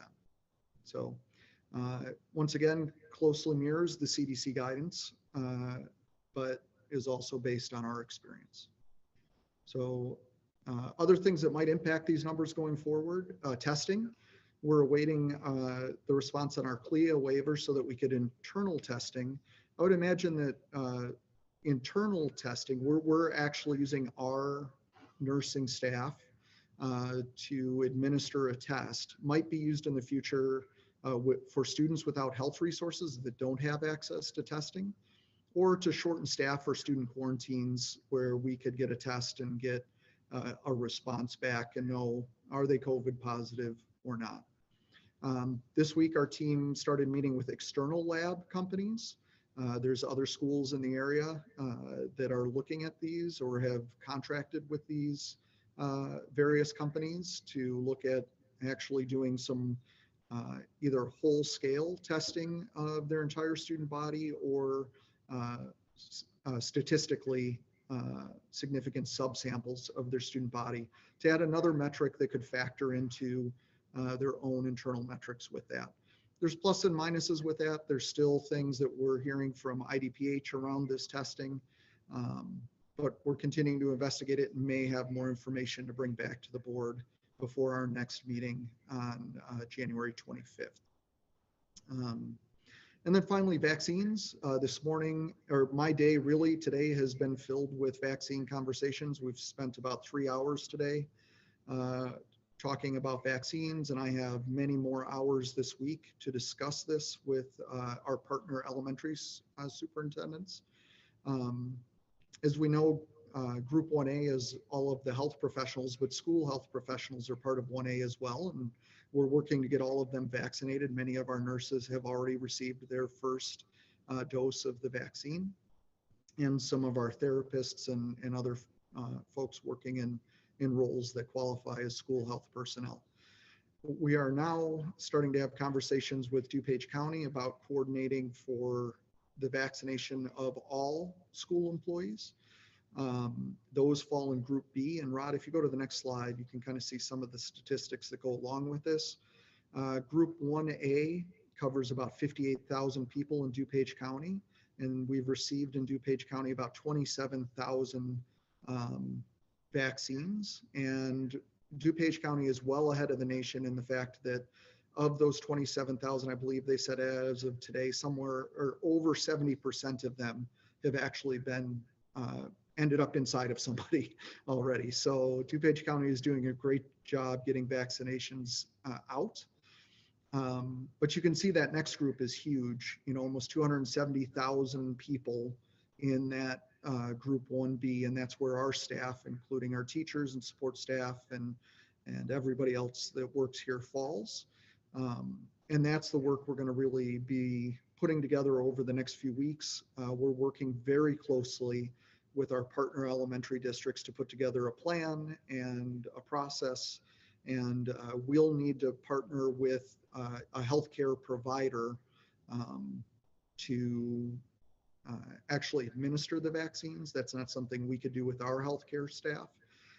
So we're underway looking at the variety of different options that are out there between pharmacies and hospitals, medical groups, or like the healthcare providers that we've used for like flu vaccines in the past. So we're looking at what all of those options are and trying to put together a plan here, because they believe in 2 to 6 weeks, we'll start moving through Group 1B. So that's where a lot of my work is focused right now. So that's kind of the update of where we're at with return to school, and any questions that board members have at this time. Hank, I have a question for you. Next week, say we come in under 10 but over 9, what would your decision be? To stay home at this time, based on what we know from first semester. I would believe that that would be the prudent thing to do. Nothing is yet changed in our understanding of how this works for me to recommend to the board that we expand beyond 9%. That could change in the coming weeks if we're able to come back and learn more, or if guidance changes from health agencies.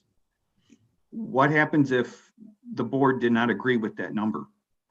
I would like to make a resolution to ask the board to raise the number from 9% to 10%. I think the mental aspect outweighs the health aspect for this demographic of student. I think the fact that we're going to be going in, going out, going in, going out based on a hardline number, I think we have to do everything in our power to get these kids back in school. It's not normal, but it's somewhat normal based on remote learning. I just want the board to just know factually that had this been the threshold for first semester, if we would have known then what we know now, we would have been in session all but 3 weeks with these metrics in the first semester. So I think for the majority of second semester, if it plays out like first semester, our kids will be in school the majority of second semester, and I feel like we can keep them in there safely within the metrics that are in here now based on what we know. I do not, if I would have felt, hold on, Rick, if I would have felt like we could set it at 10% and that we could have kept kids safe based on what we know, I would have brought the board 10%. But I didn't, because 9 is where I am confident, our administrative team is confident that we can keep kids safe at school. I think that the mental aspect of this it's going on almost a year where they have not been able to have a normal environment. And now this 9%, I don't believe that that needs to be a firm number. And I can probably rationalize 10.3, but if it dips down to 9.7 or 9.6 next week, I say send the kids back to hybrid. And I, as a board member, would like to vote on that. And maybe I'm in the minority, but I think as a board member, we need to take that responsibility publicly. I would agree with you, Rick. I mean, I've had issues with these numbers, and Hank, I'm not blaming you. Please, we've had discussion last week. I'm not putting any blame on these numbers. I believe you're trying to do what you think is in the best interest of our students. But I'm with Rick. I think that the mental aspects of what's impacting our students is, you know, Rick, the 10%. I would second your motion or your resolution to vote on a motion on 10%. But I don't like this number at all. I mean, this number to me is you're looking at a 14-day number that goes backwards 14 days and has no indication of what's going to happen next week. To me, I mean, so a question for you is the short amount of time we were in school, were we able or did we have any cases that we could have linked back that were transmitted to kids in our schools? You won't know that for 7 to 14 days, Dan, because of the incubation period. First semester. Oh, in first semester, we did have transmission in extracurricular activities, but nothing linked directly back to school for those 2 weeks of hybrid. Right. So to me, I mean, our default, like I said, I'll go with your 10, Rick. Our default should be the kids should be in school unless there's outbreaks in school as defined by the, you know, I think you mentioned 5 cases. I don't remember the exact metrics. I apologize. But if we can tie transmission to school, I'm fully in support of keeping the kids out remote and being safe. But if we can't tie any to school, if the number's 9, 10, 11, 12, the kids should be in school if we don't have any cases being transmitted at school. The challenge with that, Dan, and I can understand that logic, right? That we should assume that school is safe until it's proven that it's not. But then the risk of proving that it's not is actually transmission of a disease that could be deadly to our students and staff at school. So that's why when we talk to the health experts, they tell us that we should be setting thresholds where we believe that it is unlikely that outbreak will occur at school. And that's the number that I've given the board. I'm very uncomfortable as the leader of this district picking a number where I feel like there's a reasonable chance that spread could happen at school. And that's why I brought that 9%, which is a very high number in comparison to what the literature says, what the DuPage County Health Department says, what all of the experts I've talked to. For this robust of an instructional program where we have every kid with the opportunity to come to school Tuesday through Friday, that's an aggressive program, an aggressive instructional program. And I've picked a very high number there with the help of the administrative team and everything that we know at 9. And right. I feel like I said the last time, a slippery slope is we pick that number at 10, then we're going to be at 10.2, and then people are going to be like, well, it should be 11. When without any other data to go on, I'm not comfortable saying that that's okay. But we've seen other schools be successful in this environment first semester. Not with this instructional program, Rick. I don't know another school in our area that has every kid coming back to school every day and seeing every one of their teachers over a 4-day period. If we were doing an instructional program that was much smaller, then maybe, but it wouldn't be as valuable, you know, and that's what we're balancing here. Terry, I see you waving at me. Yeah, my own concern is that I see it coming towards us is that the mutated part of the virus that is much more contagious, and it's not any, from what I've seen, or not seen, but heard, is that it's not as worse in the way of symptoms, yeah. But it is highly contagious. And the more we have people together, whether they're wearing masks or not, it seems to me like it will be transmitted much faster. And that could be a problem for not only our students, but staff and families involved. So, you know, I would rather be more cautious than, I don't know, maybe I'm wrong. Hindsight will tell me, but I'm with you, Hank. I don't know. Ask Nancy. So I agree with Terry. And I don't think we can vote at this meeting, but we can take a straw poll. We can take a straw poll. So you have to pardon me because I have to click, because I don't want to get them confused. So when I look at what the DuPage County proposes, they define substantial community transmission as a weekly test positivity rate of greater than 8%. And when I look at the CDC, they, I just want to make sure I pull up the right thing. Wait.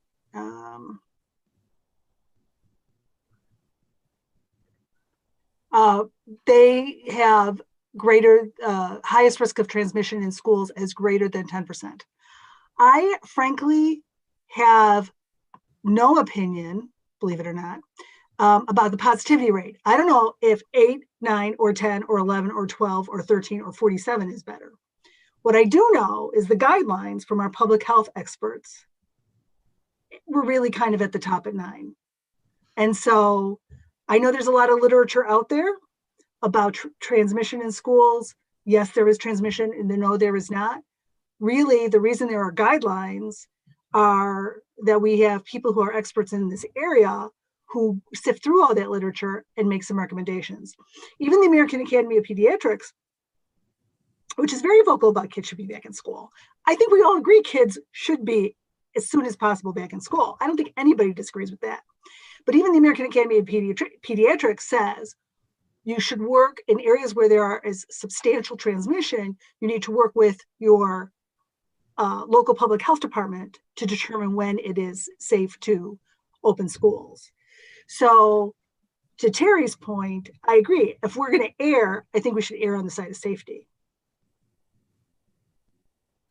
So we can't have a motion tonight, then it'll have to be at the next board meeting, correct? Well, we'll do a straw count tonight. We can do a straw poll tonight. Well, then I'll make the motion in 2 weeks then. Well, do you want to straw poll it now and see what people say? I'd like to interject. Go ahead. To speak to the 9%, 10%, I don't know what the right number is, but I know I have and I look at data. Everybody looks at data. Yeah. Everybody's got an opinion about these things. But we have a superintendent who it's his job to go through these, looking at our unique situation. And even if we as board members don't really see all the layers of the onion here. I mean, there are just so many things happening here. And so, as Hank said in our previous meeting, I mean, we're paying him to make the tough decisions. And so he's come up with 9%. That's the number. And I would just be afraid that if we tried to change it to 10, that we'd be having a similar conversation again, because now the number is 10.2 or something. So, and then the idea, Dan's thought too, I've about the validity of the number itself and whether or not that's the metric we should be using.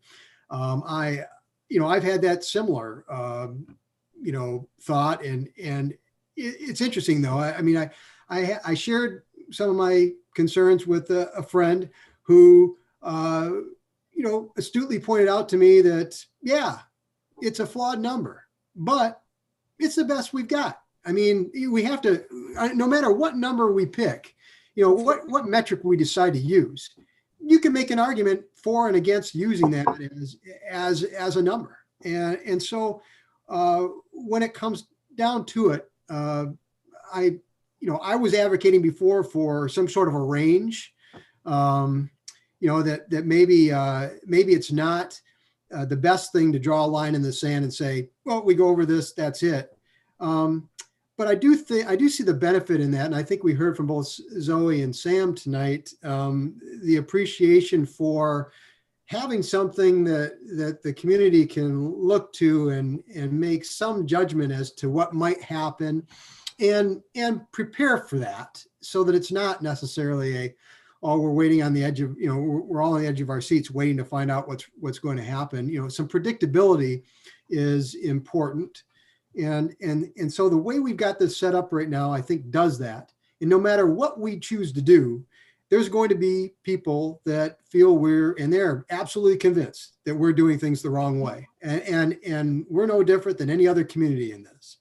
And so we get emails from people telling us, thank you for what we've decided to do. We saw a metric just a few minutes ago, and I could scroll back up on my other screen here to look at that. But wow,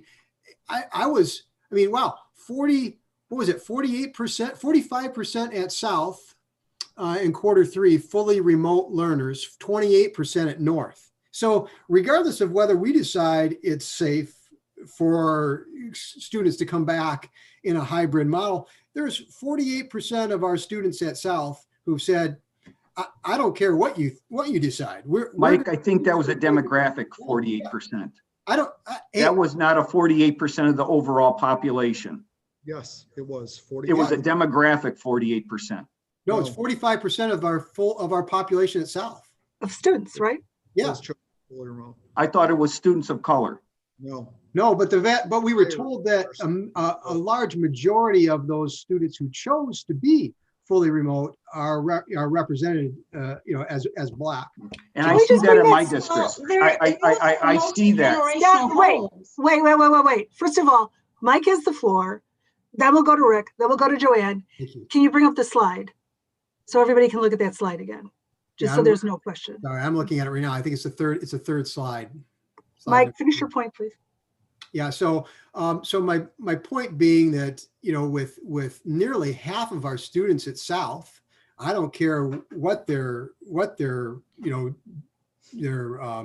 gender or race or what. 45% of our students at South have decided that, hey, I'm staying home no matter what happens in this third quarter, and 28% of our students at North. This is a large number of students, and so I think that we've struck a good balance here, and I think Hank's doing the best he can.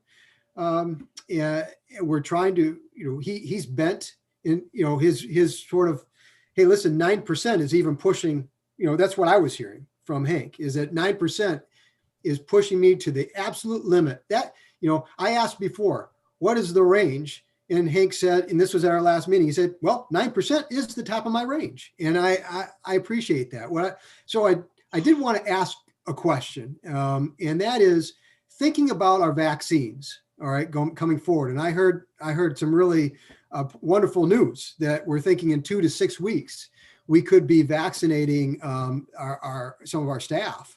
I'm hoping that between now and then that we're looking at how that factor might influence what we're looking at in terms of the positivity rate or the cases per 100,000, because that's now introduced a new variable into what we're doing. It was different from the first semester, and I know Hank, you're always one step ahead of me. I never ask a question, so I'm sure this is something your team has started to think about. So I'd be interested to hear what your thoughts are on that going forward.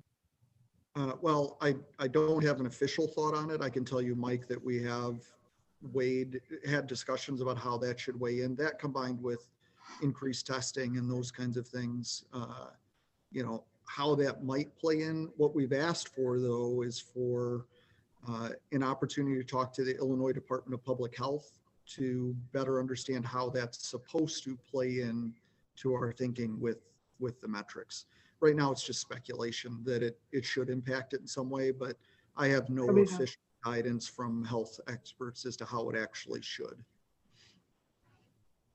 But it sure feels like it should, right? And Since I have the floor, before we go back to Rick, I do want to point out something that I'm sure, based on the amount of community members I've heard from, when we point to fully remote learners, the frustration that comes from people that are strongly in support of getting students back under the hybrid model, and especially feel like maybe we're being too conservative with the metrics, is that people that have chosen the fully remote model have been provided a choice.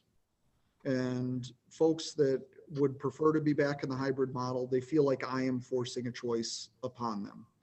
And I am, because that's what I'm tasked to do here, is to take the evidence in front of me and everything that I've learned over the last 10 months and our experience here that we've had at the school, and try to pick something that indicates if we're healthy or not, or we're going to be healthy or not under it. And absolutely, could I be wrong? Yes.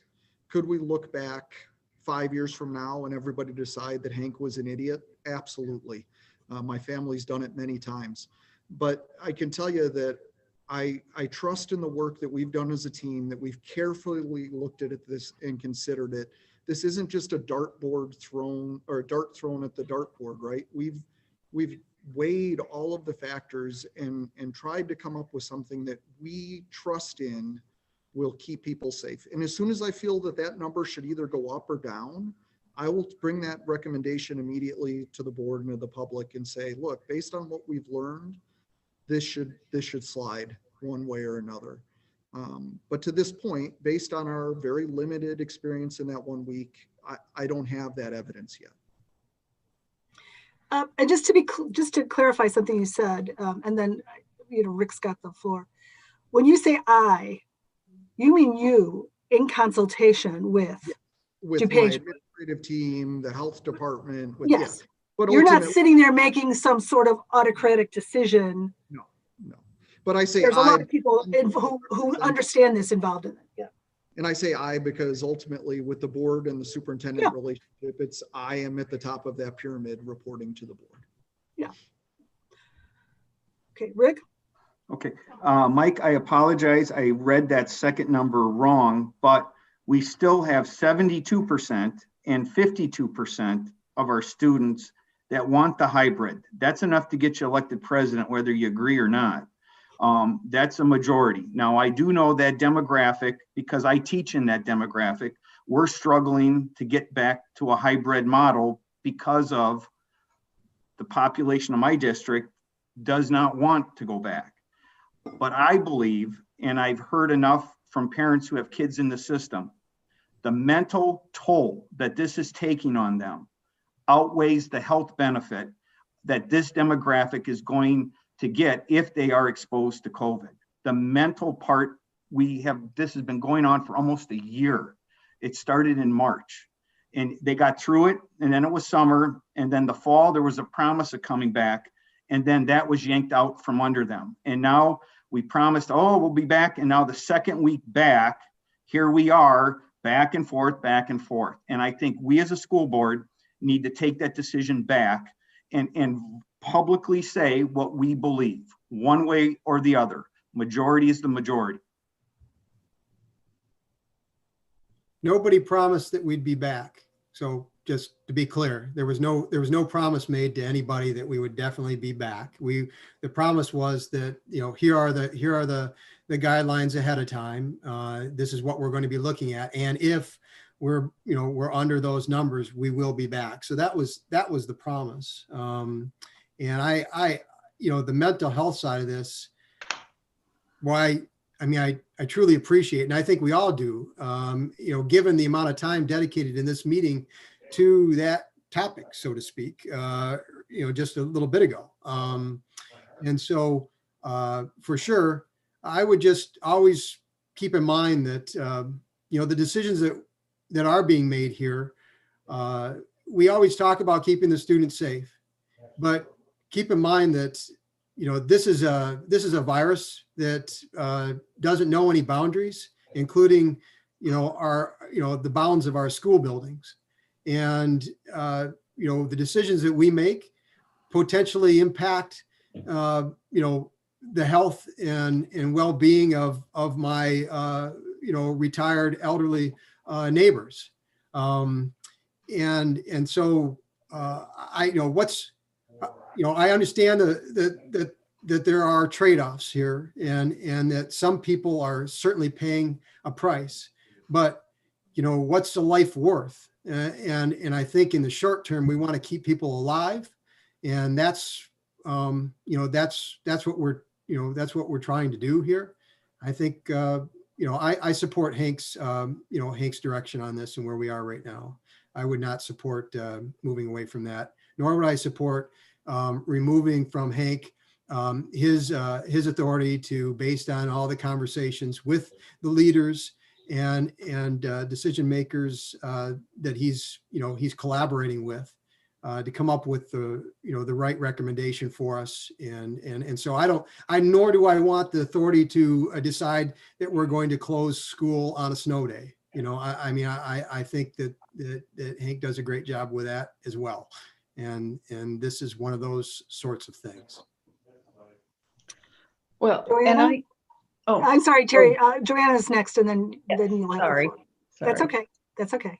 Yeah, but well, pretty much, I had wanted to say that the demographic we were talking about, a lot of those families, they are multi-generational. And I do feel that when we're making this decision, while I care so much about the student body, this is about the community at large.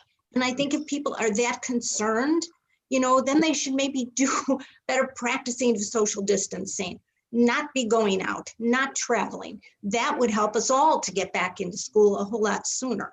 But I am very much in agreement that Hank he's giving us the information that we need. And I want to go along with the figure that Hank has provided for us. Terry? Yeah.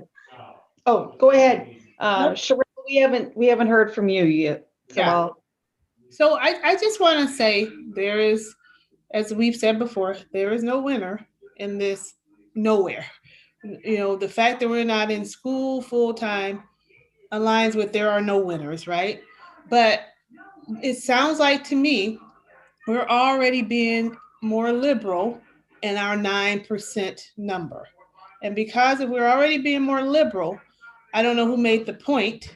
Do we go to 10? Do we go to 11? Because we're pushing the envelope to get to, getting the school open. So I am with Hank. I support that. I feel like we're already more liberal based on what Hank reported, what Nancy has said tonight. Obviously, I'm praying every day we get back to normal because that's the right answer. But I think where Hank is today and what he's presented with the team that he's utilizing to get here, this is now the right answer or the right number for now. Well, basically what I was going to say is I agree that we need to keep that 9%. I think that really is a key. And I also think that the community entrusted all of that with Hank to keep them safe too. And, as Mike said, this virus has no boundaries, none. It goes for everybody. And we need to really remember that. And our students want to get back to school. We want them there, but we also have to think about their parents, their grandparents, and their next door neighbors. So I think conservative is the best way to go. That's basically it. So we're not taking a vote tonight. I understand that. And it looks like straw poll is heavily in favor of sticking with Hank's numbers. I would just like, I think we should take a formal vote in 2 weeks if we're not back in school. I look at a couple of things. 0 cases in our school directly tied to our school when they were in school last semester. Questionable numbers, 8, 9, 10%. What's the right number? We don't know. And those numbers of people getting vaccinated aren't going to be taking tests. So those numbers are going to get even more questionable.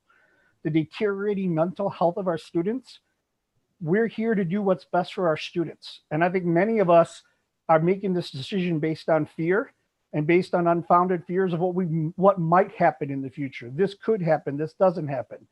To me, the only number that matters, I'll reiterate it again, is transmitted cases in our school. If our kids are in school and nobody's passing it among themselves in school, there's no reason we can't be in school. And I know we talk about different models, but New Trier, Hinsdale, LT, Wheaton, long list of other schools that our kids are going to be competing with in the future, they're all back. We're not. Whatever model you want to talk about, different model, not as good as ours, they're in school, our kids aren't. So I'll hold any other thoughts or arguments until a couple weeks from now when we can actually take a real vote. Well, I would say this, even if we go back to school, I think I'm hearing you and Rick are proposing we take a vote, which is fine. We'll put it on the docket to take a vote. Are you also requesting that we look at, is there a way we can change our model where we might be able to bring fewer kids in, or change that model to raise that number? So like, say, if we went back to, I mean, I haven't thought this through, but if we went back to what we did first semester, would that allow us to raise the model, the numbers? So I don't have I don't have the answer to that, but the only thing I would say is I wouldn't be suggesting that, because as we just saw, 45% of students at South aren't going to go back anyway. So if they're already in an A-B split, you're A-B splitting half of the population. So that number is only 25% on a daily basis in school, which was the first plan. So I'm not, to me, the kids should be in school. Let me just comment on that. You can't, I know it looks like then it equally distributes throughout the building, and that if we're bringing in half of 55%, that we have tons more space in the building than we thought, but it doesn't equally distribute across classrooms. So we have some classrooms last week that were absolutely packed. So far as maintaining social distancing, right? We couldn't have fit any more students in there. And we had some that were very small, because although it's 55% or are coming in that group, they don't equally distribute between every class and every space, right? So it works differently than just the math would seem to indicate that it should. I don't want people to walk away thinking that every classroom is empty because of people selecting, a large number of people at South selecting to be fully remote. It's just not how kids fill into those spaces in the classroom throughout the day. Right, but there are less students in the building because so many have opted out. Right, so it makes things like our passing period, a little more comfortable for me than it would have. Because I think you guys, I think the plan you put together, the in-school mitigations, the mask wearing, the social distancing, the face shields coming in us, well, I think that's top notch. I think that's a great plan. I just want to see that plan given a chance to work. And I want to see that plan giving our kids a chance to be back at school. That's what So do I, Dan. Desperately, I want our students back at school, but not desperately enough that I'm going to just trust that it's going to work on a hope and a prayer, and roll dice that COVID's not going to make its way amongst our students and staff if we bring students back at these higher numbers. When I talk to DuPage County Health Department, like, we're well beyond their area of comfort, but I'm able to say, look, based on the things you just mentioned, our PPE, the number of students in school, the seriousness in which our community and our students and our staff have taken this, the one passing period in each group each day, like, all of those things make me say, like, I can sit across from a health professional and say, yeah, I know you're saying we shouldn't go above 8, but I feel comfortable going into 9. I mean, when I talk to people and I say, look, we're bringing in our morning session at South High and at North High, we're bringing in 800 students, plus we have another 600 to 700 staff members, in total scattered, so another 300 in each building. So I'm bringing in over 1,000 people at a time where community transmission rates are at 9 to 10%. And health expert, I talk to some health experts and they think I'm nuts for, that our whole team, not just me, that our whole district is nuts to try to do this kind of a plan where we're at now. And my argument is, look, we can manage this at the numbers that we've set and the program we've built and keep kids safe. And if I didn't think we could, I wouldn't be recommending 9%. But I think we have a great instructional program. I think we're taking good care of kids remotely. It's not what we want, obviously, but we're making that work the best we can and looking forward to the time when we can return students in this hybrid model. And once that's up and running, I think we will have the premier hybrid program in the area. We just need the numbers to come down and to come into a space where we feel like it'll be safe to do that. And I understand the perspective of just bring them back and let the numbers prove out if it's safe. But I'm not willing to gamble with people's health and possibly even their lives that we can maintain that and keep people safe. I believe it. I believe it that we're going to keep people safe at these numbers, or I wouldn't be recommending that we bring students back where we're at. Can I interject here? Dan, I have to respond to a couple of things you said. First of all, it's not my impression that, and I've heard this an awful lot in the media, and it's a popular thing to say, we're acting out of fear. We're letting fear dictate, what we do here. And that's not what I'm hearing from anybody in the conversation so far. And that's certainly not how I've been operating. We're all doing the best we can based on the facts at hand, as much as those keep changing.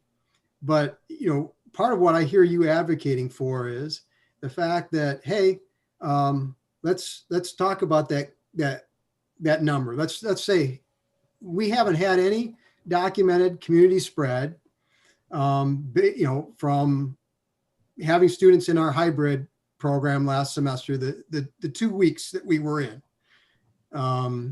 Based on that, then we should feel good about going forward now, even, and just toss out the numbers, because that's the only thing that we should be looking at. And I would say to you that if anything, since March, whatever, when this thing started, nothing has stayed the same. Everything keeps changing. For me to rely on data from a couple weeks in the first semester to be the thing that I would rely on, or even other schools' experiences, I don't know that I can just hang my hat on that either. And the other piece of this is that, let's say that it, sure, we've had success with it. I liken it to an intersection. Do I put the stop sign up to prevent an accident from happening, or do I wait till somebody has a big crash and then I go, oh, I guess I should have a stop sign there, and we're trying to figure out right now, right, what data we can use to decide where and when to put that stop sign up. And I think we've done a good job with that. But I reject outright the notion that somehow I'm acting out of fear in my decision-making process here. So I'll let you respond. So Mike, I could get into specific comments that board members have made at this meeting and others that I would make the argument they are operating out of fear. I don't want to call anybody out. I will say, you mentioned that you didn't want to rely on 2 weeks of data from the first semester to make our decisions for us, but yet that 14-day number we're relying on all of our decisions for. So you're relying on what happened January 2nd to dictate what happens next week for our kids in school. It's the same thing. There is no relationship between the numbers that we're using and what's going to happen next week. It's all a crapshoot. So whether we use the number I'm suggesting, let's see what real numbers, what actually happens when they're in school. If there's a transmission in school, so if they go to school and there's transmission in school, go to remote until it's safe again. But going back to what happened January 1st, 2nd, and 3rd, and making the decision that, oh, I can't send them to school on the 11th or the 12th, obviously they wouldn't have been in school today. I can't send them to school on the 12th because on January 2nd, we only had 6,000 people in Illinois take a test, and we had a 20 or whatever percent positivity rate because nobody took a test. So I just think that we're using a flawed number to make decisions that are greatly impacting our students' lives. And if this was the start of it, I would say, let's be safe. Let's be overcautious. It's been like this for a year. Our kids are suffering. I've seen it. I've seen it personally. Our kids are suffering. And I think we have to, at this point, take a little bit more risk than maybe we would have a year ago or that we did last March to help our kids get through this. But Dan, we are taking more of a risk. This is far more of a risk than what we did in the fall. Right. In the fall, it was one group for half a day. It wasn't two groups coming through the building in a day. It wasn't at metric thresholds of what we're looking at now. It was nothing like this in the fall. Heck, in the fall, we had 70 cases that we had to contact trace this last week when we were in session. If we would have had that in the fall, I would have told you we should have shut school down immediately, but we were able to keep up with it because of the resources we've added. This is well beyond the levels that we looked at returning in the fall. We have adapted and changed based on what we have learned and what we know about keeping kids safe. It's just, I am not comfortable based on what I know now, pushing that beyond. And yes, we're looking at 14-day historical average because that's what the health experts say to do, is to follow the trends, follow the data that's in front of you, to look at trends over a 2-week period of time. This is all the teachings that they have given us over the course of the year. That's why we're using it. And I can appreciate, look, yeah, could the data be flawed? Is it you're using the past to predict the future? Yes, but that's what we have to do right now because we have nothing better to go on than that. And I am not comfortable as the superintendent, and we are not comfortable as administrative team saying roll dice. Bring kids in under conditions that are well beyond what the health professionals have said, although I still think safe. And then we'll see if something breaks out. Then what do? Apologize to kids saying, yeah, the health experts said we thought illness would happen and you got sick. And I'm sorry I didn't listen to the healthcare professionals, but we'll do better next time. I can't go forward with that as a leader and feel in good conscience that I am serving this district or our students or our families well. And I would agree with you, with the exception of there are other entire states that the kids are in school. There are schools in our county that kids are in school. So I understand. I mean, hey, you and I disagree with this. I know that. I respect your opinion. I understand where you're coming from. I respect everybody's opinion on this. It's not an easy answer, but I think it's time to default. The default should be the kids in school, because when you look at the numbers, they're out this week. I believe the numbers today, the 14-day average is over 11%. Most likely that number is not going to go down. They're going to be out next week. It's not going to go down enough, down to 9. So are we going to get the same thing we had last year? They were in school for a week. Now, again, we're not voting on this. I'll drop it. I won't say anything else, but I think now's the time where we need to default for our kids being in school. And that's, again, my opinion only.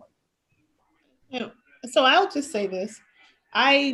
This comment of operating in fear, that's not how I am operating. And also, I struggle to even understand what that means when we have a world pandemic, when people are constantly running numbers. I struggle to even understand what operating in fear means because it's a world pandemic.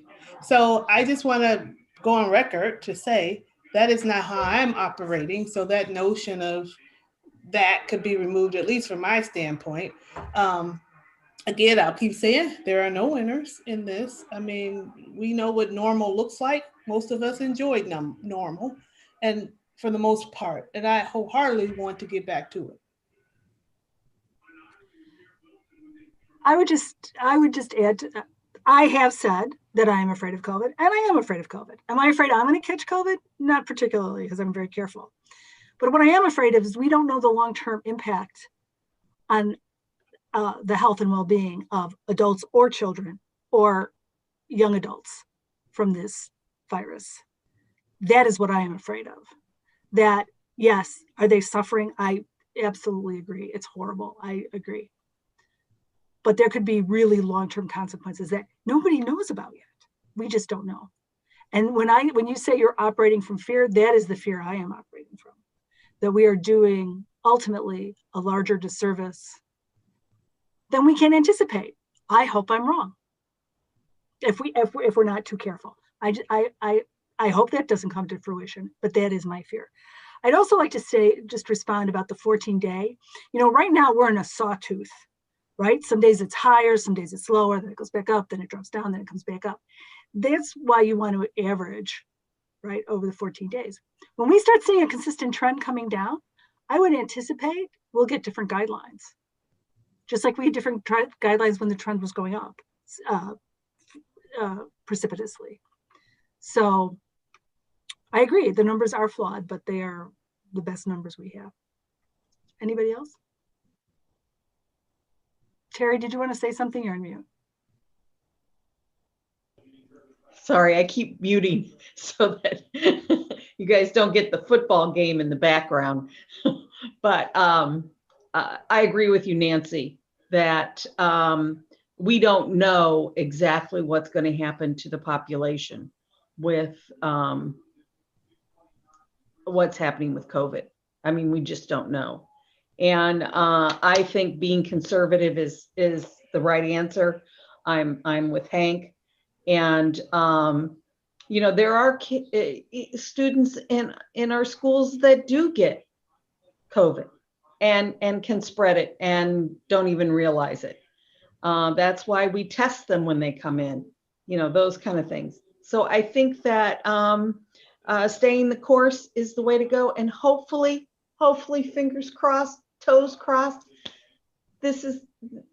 we can see the light at the end of the tunnel, with vaccines and moving forward. Hopefully, this is it. So let's move on. It looks like Zoe had. Yeah, Zoe has something to say. I'm sorry. I you know what, Hank, I have a hard time hearing you. So I hear everyone else, but for some reason yours is a lot softer. So My children have that same problem too, Terry. Oh no, it's called selective deafness. Zoe, I think Zoe had a comment that she wanted to share. My screen is frozen. Yeah, no need to apologize. You didn't interrupt me, but yeah, all I said in the chat was that I know that what we're addressing is mental health and academics as the biggest issues that we're concerned about right now. And I just wanted to bring up the point that most of you are in positions of influence, and we have the ability to advocate for and amplify the resources that the counseling team was talking about, the emotional and mental supports that we have going at school. So those are some of the safest ways that we can remotely support our students. So I just wanted to bring up that point that we have some control over what happens and how people handle this situation. What's the problem, Hank? Just staying home or going to school? Yeah, Hey, Sherelle, you are not muted. Oh, it looks like I'm muted. No. Okay, my screen is frozen, so I can't. Just making sure you know, because it didn't look like you did. So. No, I didn't know.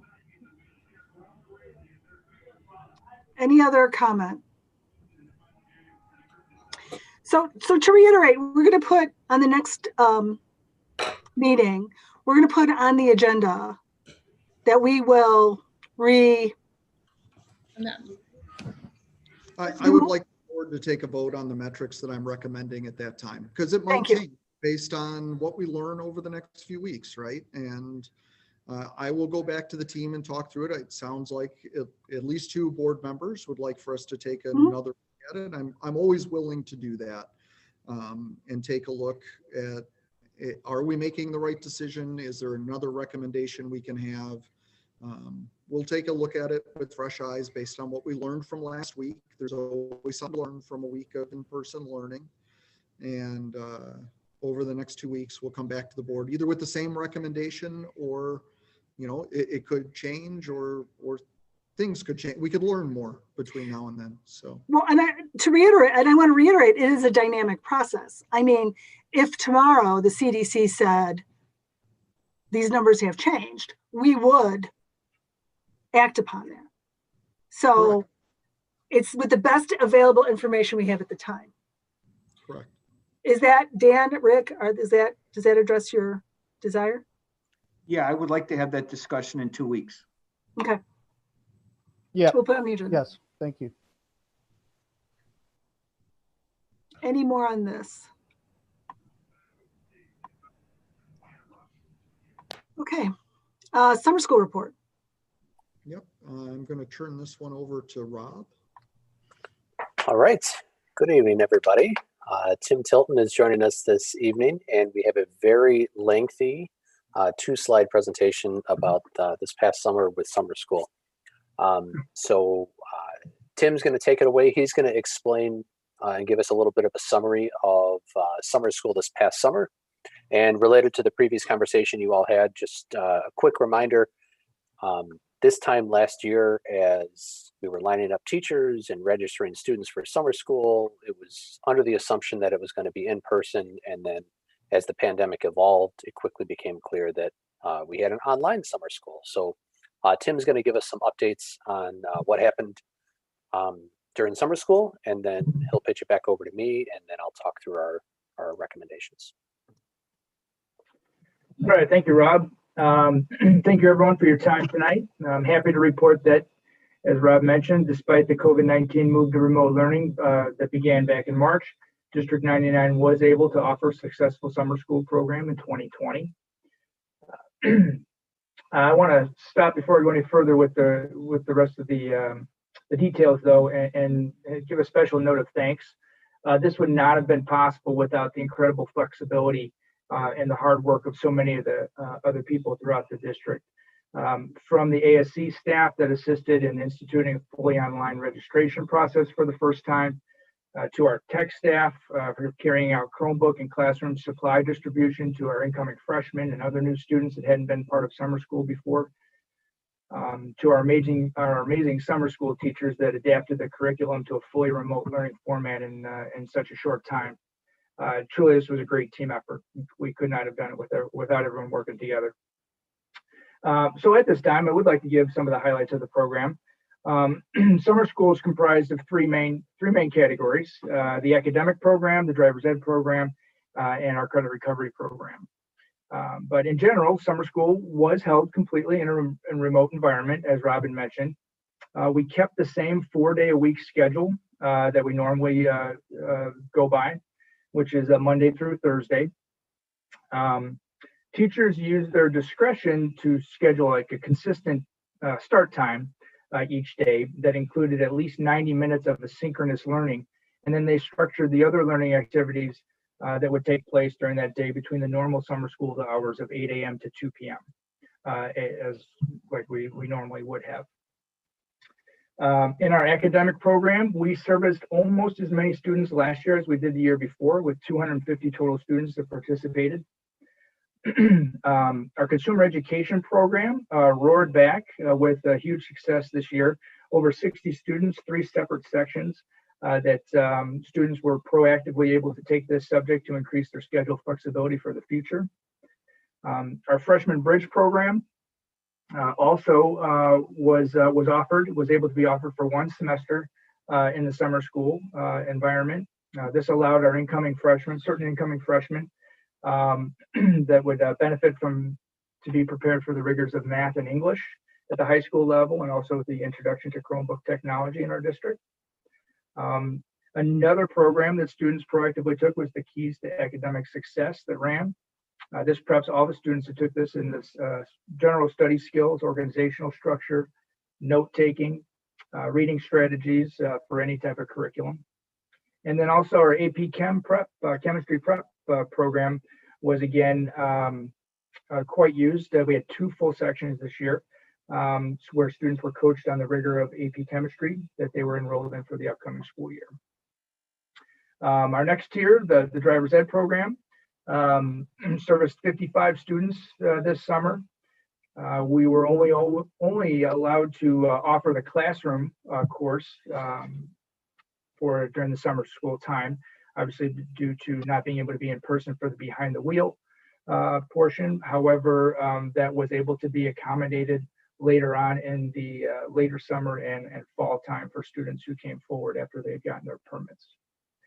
And then our credit recovery program, this was offered fully remote, and 32 students completed a total of 36 classes, which helped some of them recover their pace towards graduation, and actually had 8 students who were able to graduate that normally would not have that school year. So I would again like to thank all of the contributing members from all the departments and the staff at both schools that helped summer school take place. In a moment, Rob Lang will summarize the recommendations for the upcoming school year. But before that happens, is there any questions that I can answer?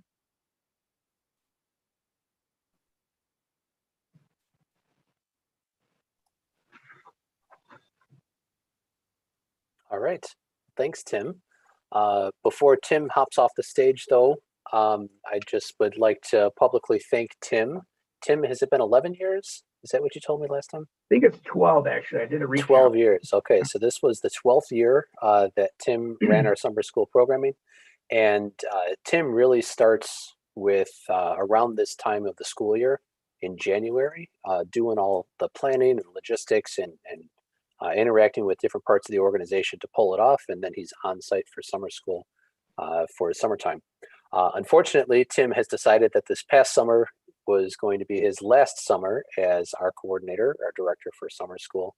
So we're going to miss Tim. He's done a fantastic job, but I just wanted to take this moment to thank him for all 12 years.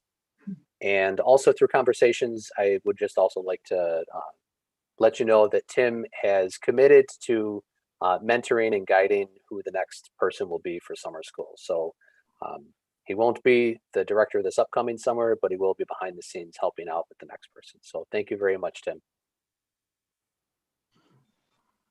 Thank you very much. I appreciate it. All right. So the next logical question for off of past summer school is what's our plan for this upcoming summer? And like everything else, the answer is we don't know yet. Would love to have it fully in person, but similar to conversations you had before, we don't know how the health metrics are going to be. We don't know vaccination is going to be. There's a lot of factors that we don't know yet, but it makes it very complicated because people would like to know what they're signing up for before they sign up for it. So we're administratively talking through that of what potentially summer school could look like, and we're leaning towards a model of saying it could be any one of those. The biggest burden one on families would be to be available in person to come into summer school. So that's the default that we're heading towards, is that we're going to run it in person unless there's a reason why we can't. And we haven't had conversations yet about whether there would be a remote only option or anything like that. We're planning for second semester here, but we've got to start ramping up what the model is going to be for summer school. Recommendations that will come to you at the next board meeting is standard that we do every year, is that we recommend the teacher stipend and the director stipend to increase by CPIU, which was 2.3%. So I'm recommending that we increase the teacher stipend up to $3,122 per semester and increase the director stipend up to $9,794 for both semesters. We recently increased the cost for students, so we're not recommending an increased tuition cost. And then also in the attachments is the calendar that is very similar to the previous years. The only difference with this one is that we're recommending July 5th, which is a Monday, off in observance of the July 4th holiday. So those are recommendations that will come to you for the next board meeting. But what questions can I answer now? I guess I asked this for 7 years. Gina got it for 7. I guess Rob and Hank, how serious is this district? Or will I have to be like Scott O'Connell and come to every meeting how serious are you about changing the motivation of summer school from recovery to enrichment? I saw it on the slide, but that's just words on a PowerPoint. All I can give you is words, Rick, but I've said it every year that I've been here, that once the master facility plan was done and our facilities were fully available to us in the summers, then we will start immediately expanding our programming, including, as you saw there, I want to offer the opportunity for students to not just make up credit, but accelerate and maybe open up spaces in their schedule, or to just take an experience that wouldn't be offered to them during the regular school year. I guess that's my, yeah, I guess that's my motivation. Every year we have approved in the last 3-4 years, some wonderful classes that are almost realistically impossible to get to unless you are truly motivated and are willing to sacrifice something else that maybe a high school student should not have to sacrifice.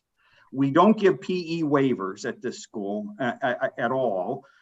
So that avenue is completely denied for students who want to accelerate. And we don't offer summer school at maybe the lower honors level to advance, where they could then partake of an AP or an advanced engineering class. So we approve these classes, but there's almost realistically no way to ever get to them. And so that's why I've asked this for 7 years. I heard air conditioning. I heard this, I heard that. And I guess I'm done in April because I'm not running again. But do I have to come back like Scott O'Connell and say, sit down, we're going to have a hearing on this? Because I've heard this for 8 years. Rick, only if you promise you'll come back and celebrate when we actually do it. I hope so, because I truly think that's one ball we have dropped over the last couple years. We have approved some phenomenal classes at the upper level, but it's almost physically impossible to take those classes till you meet the requirements to take them. Yeah, I think in some cases that's true, especially in some of the CTE progressions, but that's not always true.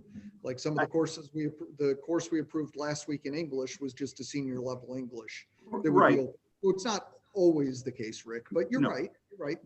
But I tried to for kids and there's 4-year plan. Yeah. Absolutely.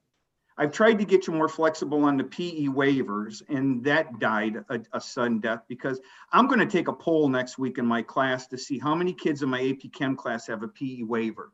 And I want to say it's probably more than Downers Grove North or South has given in the last 10 years, period.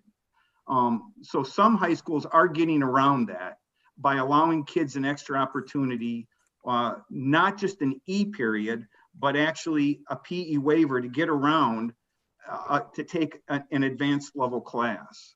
And we don't offer that summer school, and we don't offer the PE waiver. And so here we are 1 year again. Oh, okay, we're going to do summer school, and really it's just credit recovery. Rick, can I just say, I've supported this notion as well, really since I've been on the board, and I firmly believe that Hank is being honest about this, and that as well, if we hadn't embarked on this master facility plan a few years ago, I think that this would be something that, would already have started to come to fruition. But what we've, with everything else we've got going on with the master facility plan and the disruption that causes, I think that's been my understanding of the explanation why we've kind of been holding off on this. And, and to your point, Rick, looking at those numbers in the reporting, while the overall number of students who are taking summer classes has been steadily declining over the last 15 years, the number, the reason for taking the summer classes, particularly for enrichment purposes, has increased. And so I think that's a good sign that there are students that would be interested, and I'm hoping that our new improved and enlarged facilities are going to allow us to do that in a really robust way. So, and then the PE waiver thing, there's history there. We used to do a lot more with that. I too wish we were. But some things happened a few years back that kind of forced us into a corner of being a little more strict about whether or not we do that. I think you might recall some of I that. do, Mike. And I feel bad talking so much tonight. I think I'm going to be Mike Jr. Please take the reins. But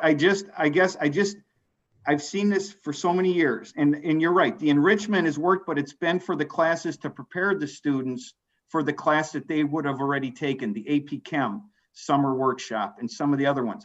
I'm talking about knocking out a requirement so that you become 1 year ahead. And then that opens up junior, senior year to take some of these classes that we have put on the books. Rick, Totally get it. I had a student that, in math, a couple of my daughters that, I even tried to make that happen, for one of my daughters coming into the high school. So I am on the board for 2 years and a couple of months, and that'll be it for me. But I promise to not let this one go, Rick. How about that? Thanks, Mike. Oh, and Rick, please recognize the fact that I was a band director. If anybody knows how tough it is for kids to fit courses into their schedules, it's band directors. So trust me, I can appreciate the need to offer those. I just didn't feel it was responsible to try to grow that program. Last year at North, we absolutely had zero space to run a program and very little at South. You'll just have to stay tuned for it, but I'm a man of my word, Rick. We will grow that program. Thank you. Can you guys hear me? Yes. Yeah, Cheryl, go ahead. Sorry earlier, my computer keeps freezing, and according to my computer, I was on mute. But I wanted to say, yeah, I am definitely in support of enrichment, and especially if, and I don't know if it will help with this, but I have talked about on occasion the cost of college. If it especially will get some students an opportunity to take courses, that may eliminate the affordability of college because there's less classes need to be taken. But I do have a question. When we are ready and we do this, because you said we're going to do it, do we have the facilities support? I don't mean facility, faculty support. Do we believe we will have those teachers that are willing to teach these classes? That will definitely be one of the hurdles that we'll have to cross as we get closer to Okay. that. Yeah. So yeah, because it sounds like we have the students. We believe that we have students that will definitely take advantage of this. And I don't know how we start to put a plan in place, or a conversation with staff to know this is something we're considering, so that we get the students the teachers that are qualified to teach those higher end courses.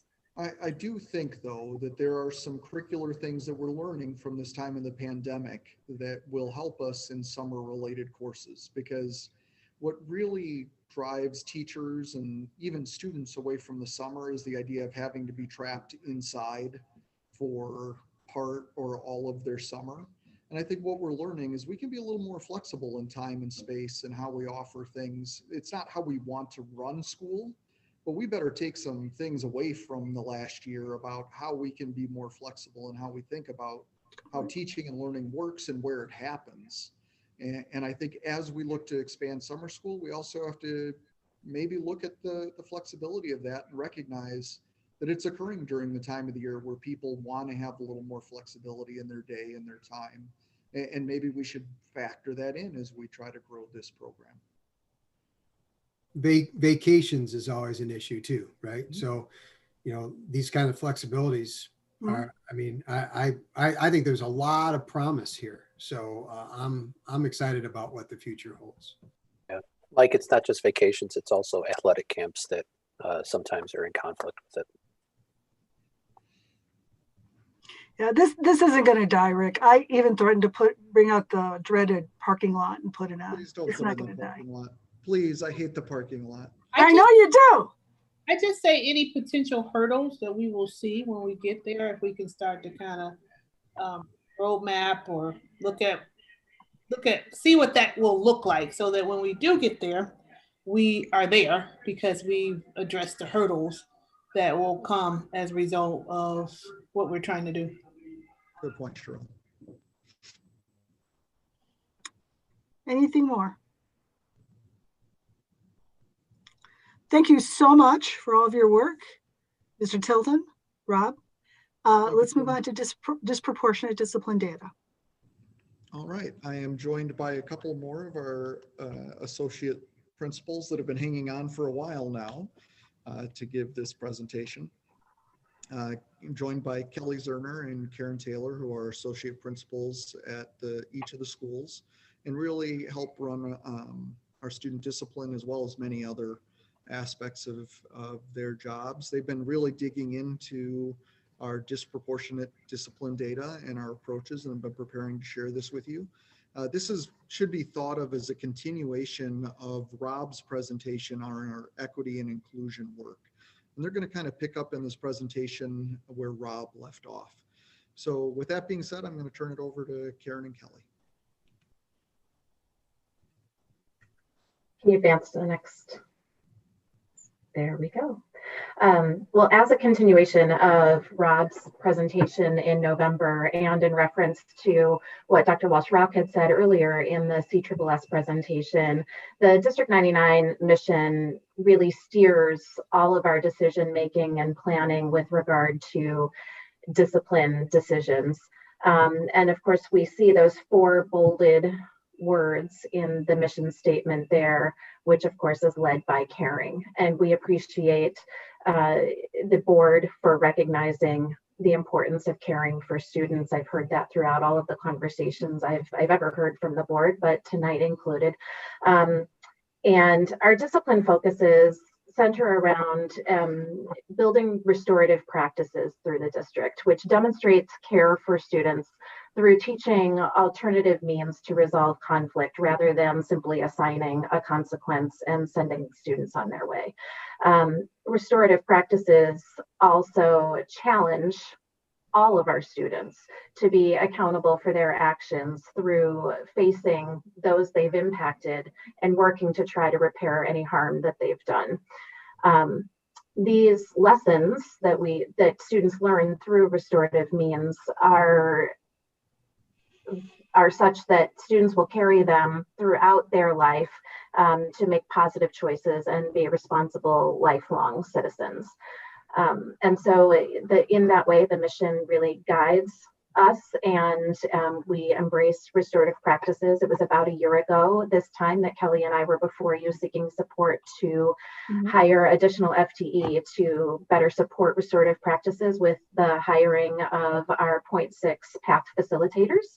We are very grateful for your support for that, and also grateful that we've hired some really dynamic people who had to shift gears pretty quickly to fill roles that they didn't expect to fill this year when we changed our instructional delivery. Our PATH facilitators have led the way with interventions this year, supporting students through tutoring, social emotional, and in revamping some of the ways that we have delivered restorative practice interventions with kids. Next slide. Right, the work we're doing is embedded in our district's goals, as you can see outlined here, and it's not a new goal for us. Our disproportionality and discipline procedures have been something we have continuously worked on for the past few years. It's why we implemented, after careful research, the PATH program Karen just mentioned at both campuses, and it's in its first year. The use of 5 labs also allows us to track our data in real time, which provides longitudinal and relational data for us. It informs our decisions and allows us to analyze our interventions long-term. Of course, this year is unlike any other, and attendance does not look quite the same for us. So we are carefully reimagining our work and focusing heavily on the level of engagement from our students in this hybrid remote learning environment. Next slide. So where does this work take place?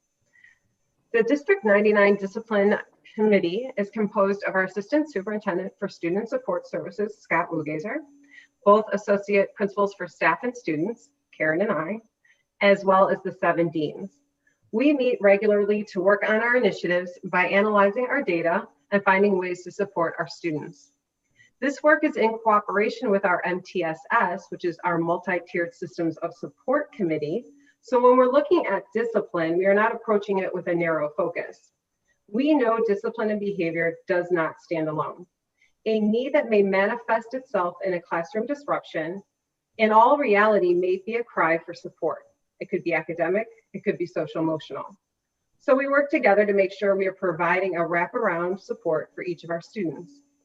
I really like the quote by Maya Angelou, because in times like these, we're continually working to improve the world in front of us while we prepare for the future as well.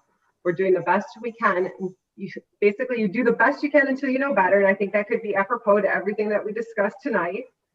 And then when we know better, we do better.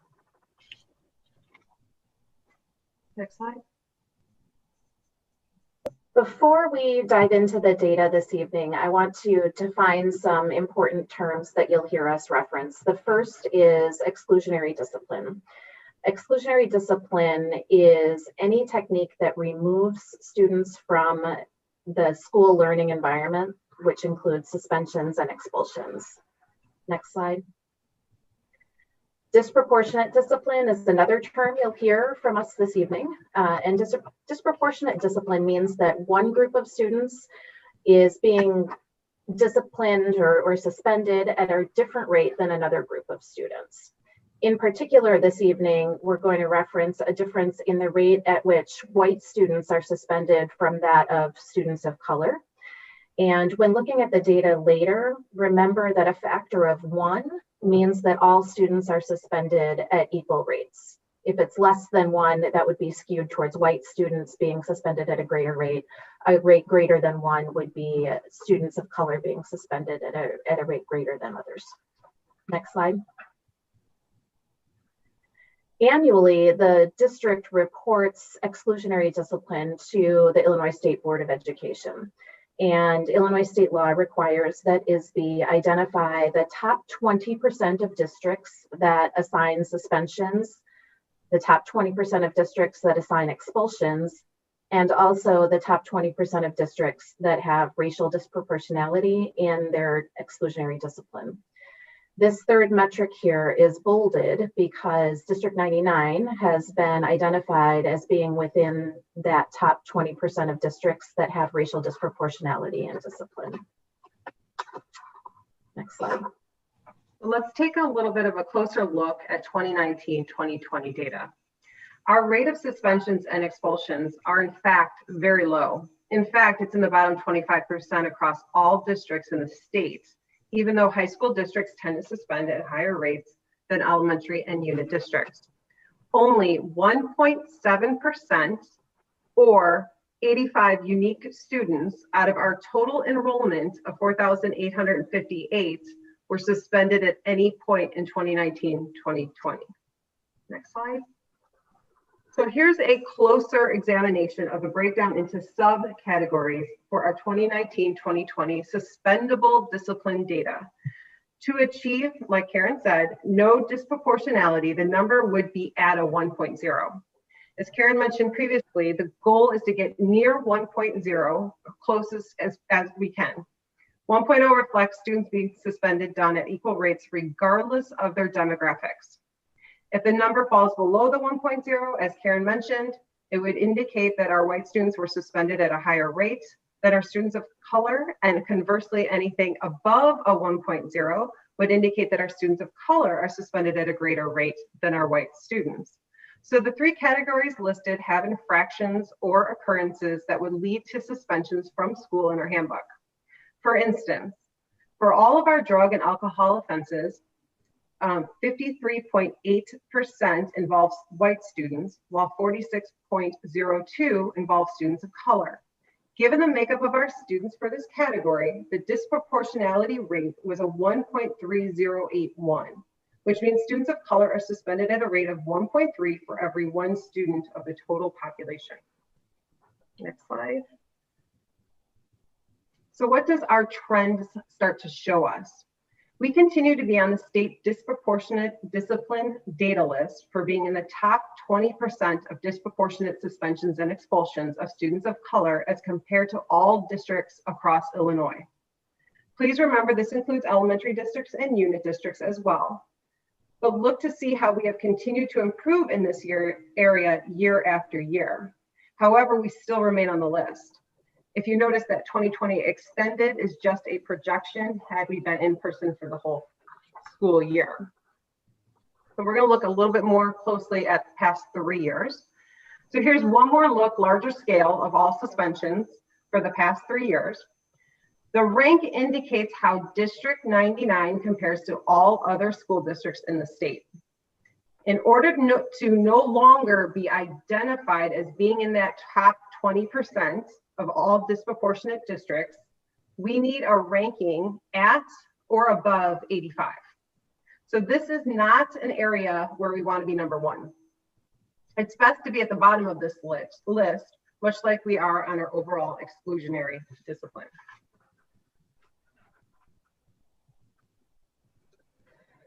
So because we continue to be on the list as a district that has disproportionate rates of exclusionary discipline for our students of color, it's particularly important to circle back to our equity and inclusion mission and the presentation that you heard from Dr. Lang in November when he shared the equity audit with you. And the equity and inclusion mission, in conjunction with the overall district mission, continues to steer our discipline decision making. And particularly centers around promoting students being able to navigate the school environment and making positive choices in doing so while maintaining their authentic selves. We want our students to be who they are and to be respected for who they are, while also feeling a sense of belonging to the school community. Next slide. And we say that because we know that belonging is kind of the proactive antidote to predictability. As is the case for teaching and learning, belonging and predictability play an important role in our planning of disciplinary interventions. Next slide. When students have a sense of belonging to the school community, they feel appreciated, they feel validated, they feel accepted, and treated fairly within the school environment. We know that students are less likely to participate in behaviors that harm a community to which they feel they belong. So promoting that sense of belonging is arguably the most important proactive measure we can take to prevent behavior infractions. Therefore, our work is grounded in restorative practices and starts with the building of inclusive communities at the classroom and building levels. Restorative practices emphasizes the creation of connection between individuals and strengthening relationships within communities. It also requires students to repair any harm that they have committed against their community. And their community members are expected to be able to welcome them back as individuals who belong within that community. Next slide. If we effectively create a sense of belonging create a sense of community to which all students feel like they belong, we decrease the likelihood that we are able to predict discipline outcomes based on student demographics. Schools should not be able to predict the outcomes of a student based on the student's demographic information. With that in mind, we build our plan. So school districts that have been identified in the top 20% of any of one of the three metrics for 3 consecutive years are required to draft a plan to respond. Our response focuses on social, emotional, and behavioral health of our students through restorative practices and trauma-informed approaches. So our next steps. Here's what we've already built into our practice. We shifted our interventions to one where we implement appropriate consequences with an emphasis on repairing the harm, as Karen just mentioned, the offender has caused within the school or classroom community. This requires the use of interventions, supports, and traditional consequences. The restorative mindset supports the students in their growth so they can learn from their decisions and take accountability. A lot of this work is embedded into our PATH program, which provides an alternative to an out-of-school suspension with a heavy focus on accepting responsibility, getting the support needed, and having follow-up care. PATH is in its first year, but as we all know, we're living through a very different landscape. However, it should be noted that we have implemented PATH in an adaptive form for our students, and we look forward to its full implementation as soon as possible. We'd like to take a moment to sincerely thank the board and the community for our support of PATH and for allowing us this time to share a piece of our world that means so very much in our efforts to support our students. Thank you.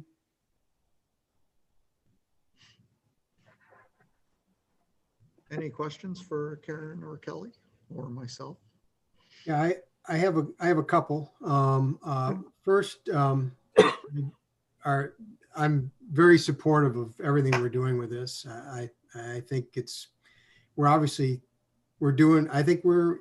see the improvement, right, in the trend data, and the PATH program, I've said complimentary things about that in the past as well. So a couple things, hard truths that I think we need to, that we're not seeing in the presentation. One, I think that, when we look at the data and we're seeing, the disproportionality rate, there's an acknowledgement, there's a premise there that we should be doing better than what we're doing. Otherwise we wouldn't feel the need to put this plan together so robustly. So accepting that premise, I have to ask the question, is there an acknowledgement that, maybe a combination of the fact that there's been, that we've been too quick to suspend students of color, and there are white students who should have been suspended for something, and in a similar situation, we're not.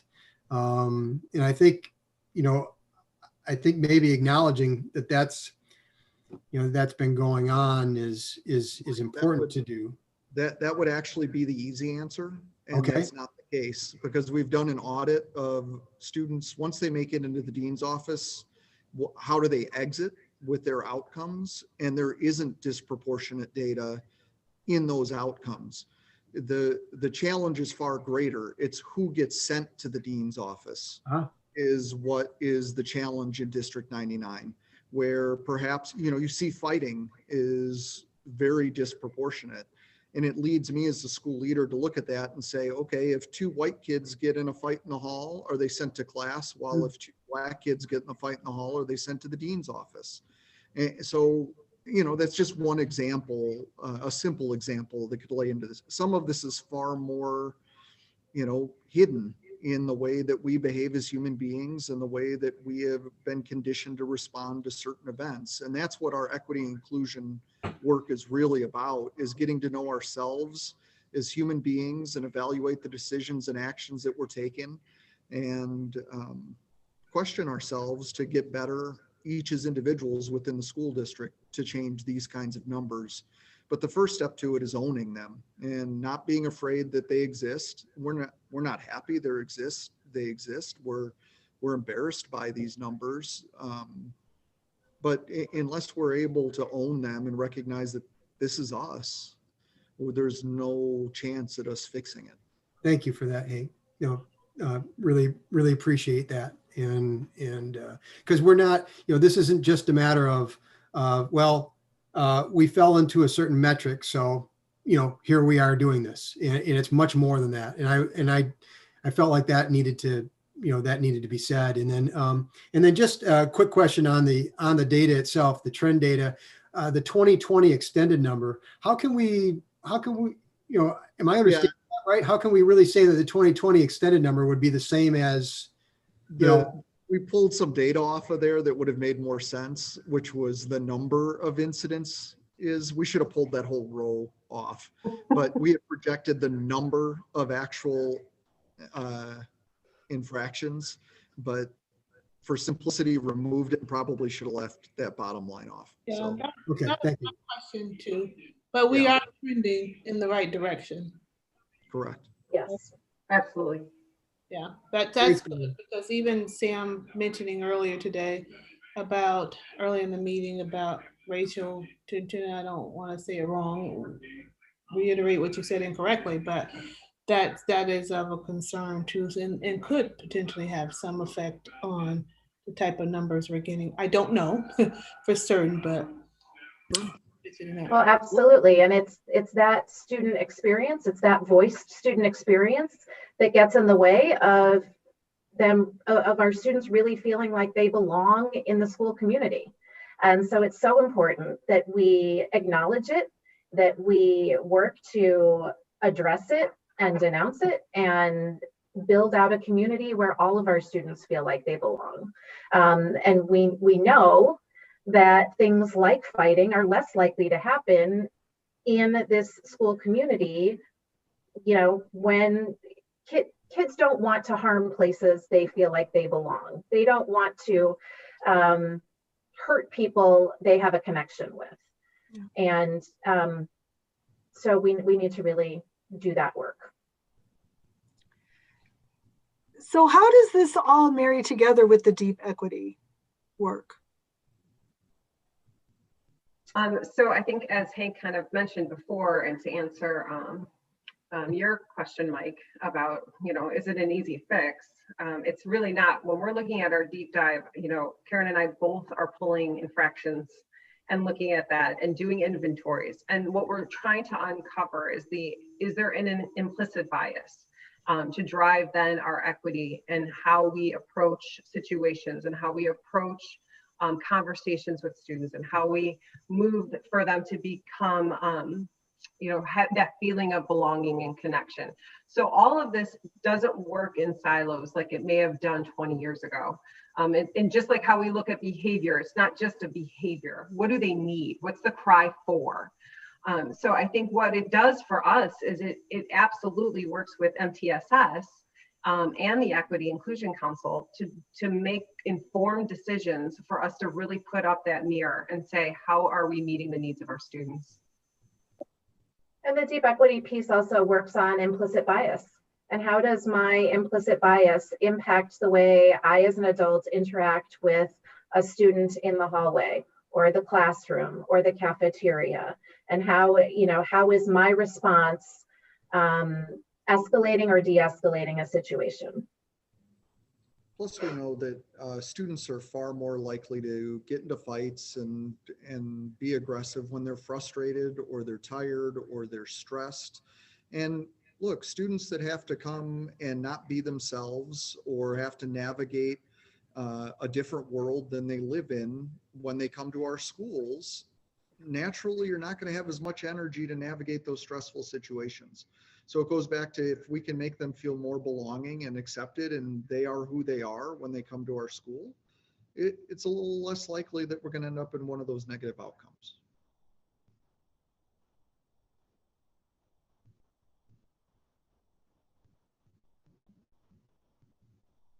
All right, any other questions? Thank you, Karen and Kelly. You got a long wait this evening. I appreciate you putting in the work and presenting this evening. It's hard work, and we're very appreciative of you. Thank you so much. The T99 build out. All right, we have another group here to present on a plan around T99. So I'll turn it over to this team. Yeah, I'm going to start. So thank you, Hank. So I'm going to introduce Lisa Ballo, Director of Special Education. Carolina Schoenbeck is our T99 coordinator. Obviously, you know Mark Stalen, our controller, and Jim Colleget. Our team worked hard to put together a proposal for you on looking at the increased numbers at T99 in the near future. So I'm going to turn it over. I believe Lisa is going to start. Thank you. Good evening, everybody. I'm Lisa Ballo, and I've got a couple of the first slides here, and then together with me, Carolina Schoenbeck, our T99 coordinator, will also be providing some detail here for you. So let's go ahead and just take a look at this graphic. I think it's pretty self-explanatory. You can see the trend in these projections here, really showing in that top line our drastic increase and really where we're seeing our students needing the district to transition 99 program over the next several years. And so you sort of probably ask, right? Like, well, where did all of these students come from? Why such a drastic increase? And there's really not necessarily a reason for the drastic increase, in just that you've also seen in the last few years that we've had significant increases at both North and South in our special education populations and the multi-needs populations, where we've added programs and teachers in both of our buildings. And those students, once they exit out of their 12th grade year, coming into their post-secondary plans, as many of our other students are going into their college or trade school post-secondary plans, our students are coming into the transition center at T99. So you can just see this graphic that really just shows you in the next 4 to 5 years, the significant increase that we're going to see needed in the current building over there off of Bernard. Next slide.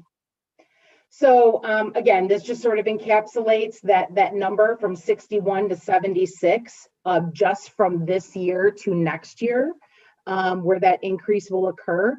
Requiring at least just for next year that 1 additional classroom. We currently have 5, and 1 additional teacher to occupy that classroom. And again, like I said, these are our building programs. These are our students coming from our multi-needs building programs into T99 as grade 13 students. So the next part, I'm going to go ahead and have Carolina talk about the specifics of what we would be looking at on the T99 build-out proposal. And I believe everybody saw in the preliminary notes the video that was created just to give everybody a fresh look on. If you look at the visual on the right, that's where you're coming in the front door all the way to the large area in the back, where is the current storage, which is where the majority of the build-out proposal is located. So I'm going to go ahead and turn it over to Carolina to give you some more details, and I'll be back with you shortly. Thank you, Lisa. I wanted to thank the board for this opportunity to speak with you. So as Lisa said, this is the floor plan of T99. It's all on one level, and I hope you got a chance to do the walkthrough video with me. So the first circle on the right is one of our classrooms, and that classroom was actually an art room, so it's significantly smaller than the other 4 classrooms. So one of the proposals is that we create sliding doors to enhance the size of the room, so make it larger. It would be about the same size as the other current 4 classrooms, and then the same size as the 2 additional classrooms if we go ahead with the build out. So we would be able to use those as barn doors and have it open and have an additional space in the multi-purpose room to expand that. And then when it becomes a classroom, when we get up to that larger number at 100, to close that off, and then the teacher would have that as a traditional classroom, but still we'd have that option if we do larger events to open it up. And then if you want to hit the next slide. So there it is a little closer. You see the barn door, and then we're going to we need to add more fridges because our numbers are growing. So we don't have a cafeteria and all the students bring their own lunches or cook their meals. So we need to store all those items. So we're going to add more fridges. The dishwasher, we only have 1 right now. So we're going to get another one. And so the classroom then will be expanded. So it'll be 108 square feet, which is about what the other ones are, 110. And then you can see the bathrooms. Currently, we had a line in the bathrooms last year as people had to wait, and it was kind of a struggle because students with special needs sometimes need to be transferred. They need assistance. They take longer in the bathroom. So we're really excited about the opportunity to have some more bathrooms. And it doesn't sound very exciting, but in our building, it's a big deal to get extra bathroom stalls. All right, next slide. So this is the warehouse, and I showed you in the video that it's basically right now just a big open storage space that we hold miscellaneous items. So we're proposing that we add 2 additional classrooms, and they would be fitted with, the smart board type of technology, and would be pretty similar to what the other classrooms are. Then right now we have 2 smaller sensory rooms, and we'd like to have a larger sensory room that would be a little more fitted with items that are calming and more usable for our students and can really get them to sensory level quickly. So we're proposing another sensory room that would be more state of the art. And then, like I was just sharing about the bathroom, so 2 more stalls in each bathroom, and then the men's would have a urinal. So we would get 5 more uses for stalls, and then a storage space because we still have a lot of items to store. So that's what we would get from the back of the warehouse, that space. All right, I'm going to turn it back to Lisa. Thank you.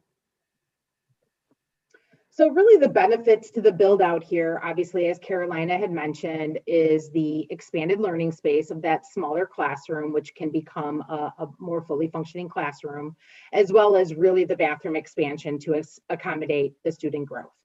And probably the biggest piece I would say, right, serving students in our own community, as you all well know as board members, the transition program and the highlight and the purpose of a transition program is for students during their post-secondary education to practice life skills, vocational skills in their home community, right?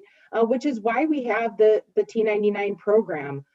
As somebody who's worked in other districts and has been a part administratively of other transition programs, the T99 program in its curriculum and structure and what's offered and provided with the extensive vocational opportunities that we have within our own community is really second to none when you compare them to other folks' transition programs. That might be part of the problem, right? As I think we've discussed actually before at another board meeting, is that we might be inviting that, but good, right? Because how we treat this population and get them invested into their own community and as independent as possible is the name of the game. I mean, that is what we are here to do in special services. And so it allows for all of our students who come through North and South when they move into their post-secondary years to access a very, very quality transition program. And we just call that the least restrictive environment. And then finally there is absolutely a long-term savings from private school transition program tuition. As many of you know, I also am the case manager for about 75 students that we have district-wide that are educated outside of Downers Grove North and Downers Grove South. And some of those students are in private transition programs because maybe some of their needs cannot be met even at our transition program, maybe for some safety concerns and such. But we do have a population of students that go through 9th and 12th grade, not at North and South, but absolutely can benefit from our Transition 99 program.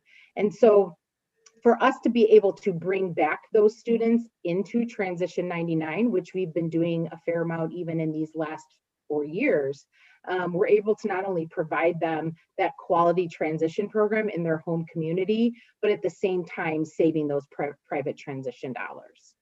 Next slide. So this sort of reiterates a little bit of what I just said as well. But the other piece that I think is important to note as well is you can see that 1.1 million in private tuition over the next 6 years. So that would be those students that I just mentioned that would be coming back who were privately placed maybe during 9th through 12th grade, who maybe in years past went to a private transition program, but now could come back to T99 and actually have their needs met in their home community, and we would be realizing that savings. In addition, because we have such larger programs at Downers Grove North and South in our multi-needs populations, we do need, right, a place for our students there to go and meet their post-secondary education goals, right? We do need a transition program for them.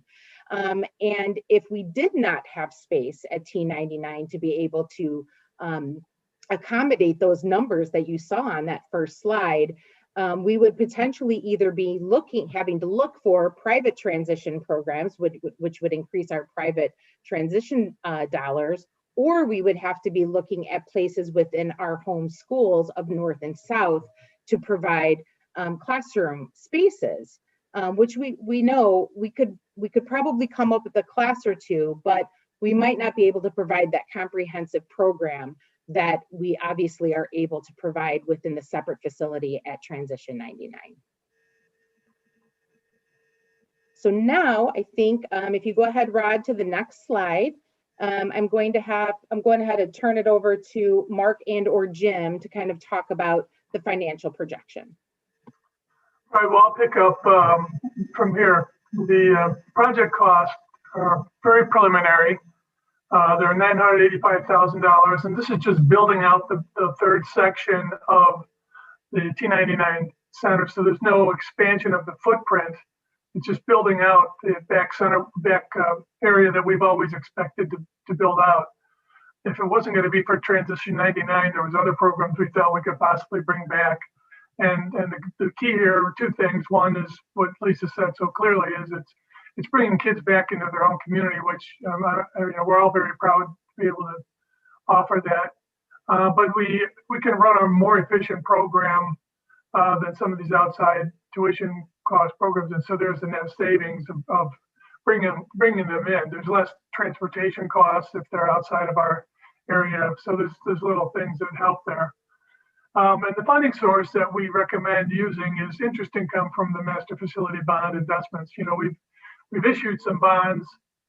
Interest rates when we were issuing them for us on our costs have been very low, and we moved up some of the issuance dates and issued the bonds earlier than the original projected program with those. So we've had more time with some of them earning interest, the money sitting there waiting to be spent on the master facility plan. And so even though we will be pretty much spending them out over the next year, we've already accumulated over $1 million in interest that we have right now from this program. And also, obviously the $1.15 million there is available for the master facility bond program for the building, but we do have we feel an adequate reserve there, and we still have some more interest to earn, so we'll have some pad to the contingency that you see on a monthly basis with the master facility plan. So we won't be using up, we believe, all the interest. And I believe both Jim and I think Hank, take a look at that $985,000. We feel that's a pretty high estimate. It's produced by White. It's very padded in terms of questions, and we think it'll be significantly lower than the $985,000 when we build it out. And just real quick to add, Mark, if I could. So as Mark mentioned, the 985, that's really just a concept budget number. We're going to bring this back to you in 2 weeks to kind of move forward with, because timeline, we're looking at getting this work done for this coming summer, to have it prepared for the fall for students. So the 985 includes all contingencies and White fees, and construction costs is somewhere in the range of $700,000. But I think with the competitive market that we're seeing right now, we're planning on bidding this out February 18th. And I think that we'd get aggressive bids and really good pricing. So we'll probably be coming back for approval, which is a lot lower than 985. That's what I'm predicting. But that's a good number to start with right now. So are there any questions? I think that's it. I have two questions. Will this build out complete that entire, are we going to fill out that entire back area, or will there still be room back there besides the storage area?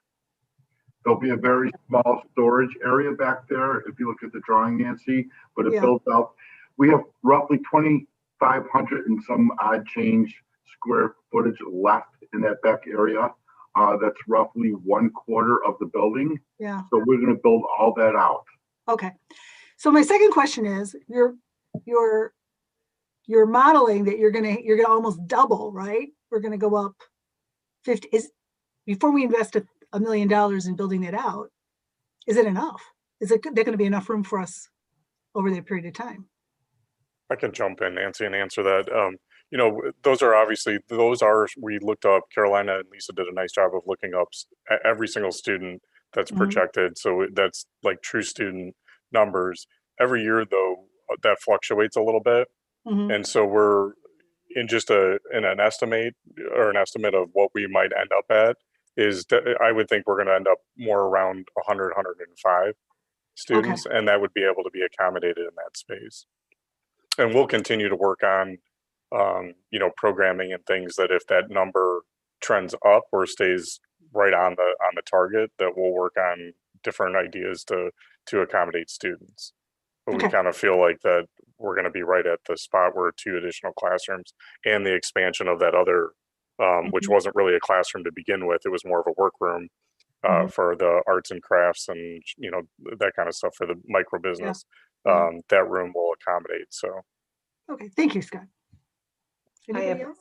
I have a quick question. Joanne Smith emailed me while we were having the meeting, and she wanted to know about, you know, I turned her on to the straw bale gardening, and the kids are really enjoying it. And she got a grant for teaching them to compost and how to turn it and all that. And they've been using that area for that. Is there going to be an area for them to continue that, to work with that grant? I would have to, Terry, I'd have to jump in and look at like all the specific details that are involved in that process. But I mean, obviously we appreciated, and I think it's been a benefit for the students with the gardening and the different activities that they're working on for independent living and just, you know, life skills. So I think we would definitely need to take a look at it. I don't know all the details of what that's about. I don't know if Carolina does, but obviously we'd want to continue anything that we've been already working on, but we'd have to look at those details. I know, you know, I know she's going to need room for all of that. And I know outside may not be as conducive for, you know, learning as it would be to be inside like they are now. So I just wanted to throw that out there, something to think about. No, we definitely will. So thank you for that. All right. I'm pretty confident we'll be able to. We have those 2 storage spaces, and we're going through everything. And I personally compost, and I keep my compost outside. So I think that we could still be able to, and they could do a quick turn and go outside as long as it's, you know, 30 degrees or below. I think there'll be room to store her items because I'm a big fan of it too. We don't want to lose that component. Right. Okay. Just checking. I just wanted to chime in on the, you know, follow up a little bit on your comment, Nancy. You know, whether or not it's worth doing if, you know, we need even more space down the road. You know, this obviously takes care of the next several years through the, you know, as projected. And, you know, I would point, so I submitted a bunch of questions about this ahead of time, about the whole program plan, and I appreciate staff responding to that. So I just point the rest of the board to look at that document so you can see what I had to say. But in the short term, Nancy, I mean, this was a kind of a related question I had, and that was, and so just to get that out there, you know, it's already been pointed out in the slide here about 1.1 million in private tuition over the next 6 years would be avoided. But if we were to not do this, just what was responded to me earlier today was that the outplaced increase for the 21-22 class only would be $2.08 million over 4 years. So, you know, we're about to use some money that we've gotten in interest on the bond funds. So this is not going to impact our capital budget at all. And this saves us for sure much more money than we're about to spend on, you know, doing this, at least in the short term. So even if we got to a point 4 or 5 years down the road and said, oh, we still need more, this still represents a good, you know, a smart investment short term, you know, saves us money. Well, I'm not suggesting that it's not worth it. I'm just saying if we think we're going to have a bigger need, would we want to anticipate building bigger? That's my understood. It was a good question. I wanted to elaborate from my point of view. And Nancy, we are doing that actually. we're taking Hank's, philosophy and model, and we are already starting to talk about those things for even after the 4 or 5 or 6 years. So.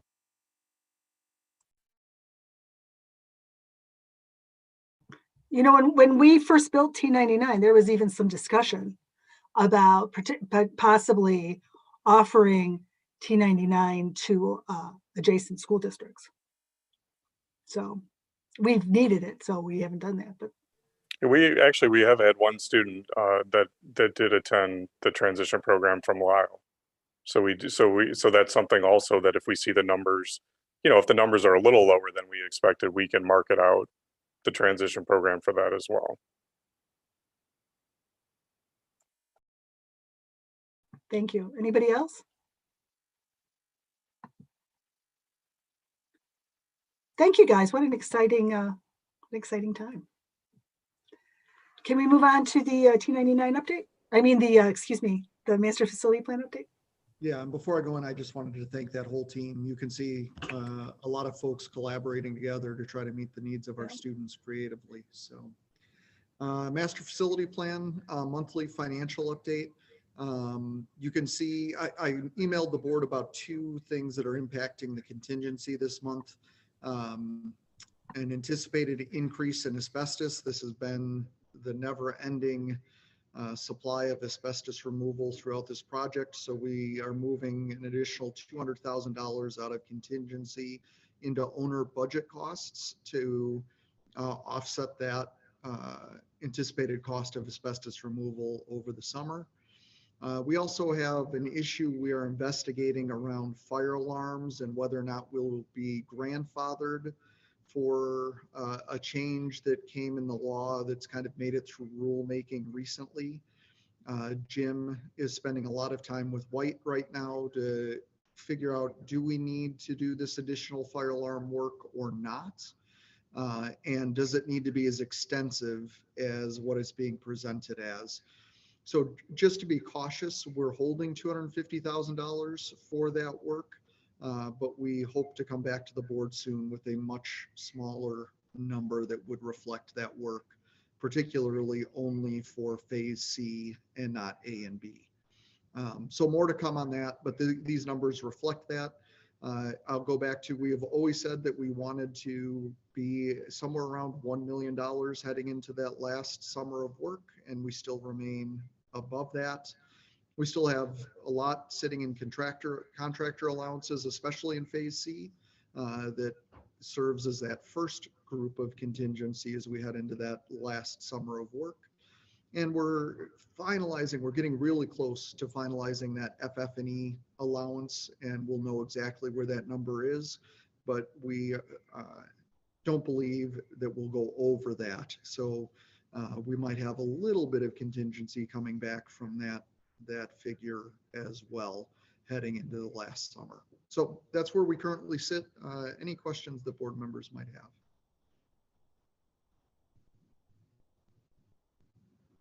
All right, and then I have just a couple of quick photos for you in the next couple of slides of work going on. That's auditorium and commons work.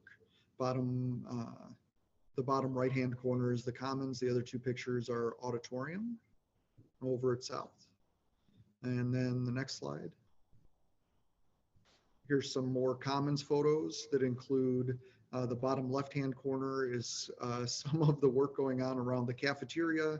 If you go down the main hallway right now, you'll see we've started to open that part of the building up for the new commons that'll be in place next year. A lot of kids were surprised as they came back into the building last week and saw walls disappearing that they expected to be there. And then over at North High, you can see some of that common space. That's what most of these pictures are. Bottom center is that main hallway that leads to the purple gym with new lockers and paint and flooring. It's really making the front of that building and an old dark hallway look much, much better. A key hallway there at North High. And then here's a picture of the North High Commons looking back towards what will eventually be the 3-story glass window behind what you see in that far back lights that are there is where where the glass will be, but you can start to see some of the new windows come into place in there. In the bottom right-hand corner is that new cafe that will be part of the commons starting to take shape.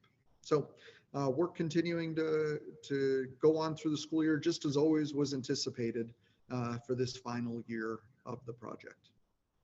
So that's it for the master facility plan.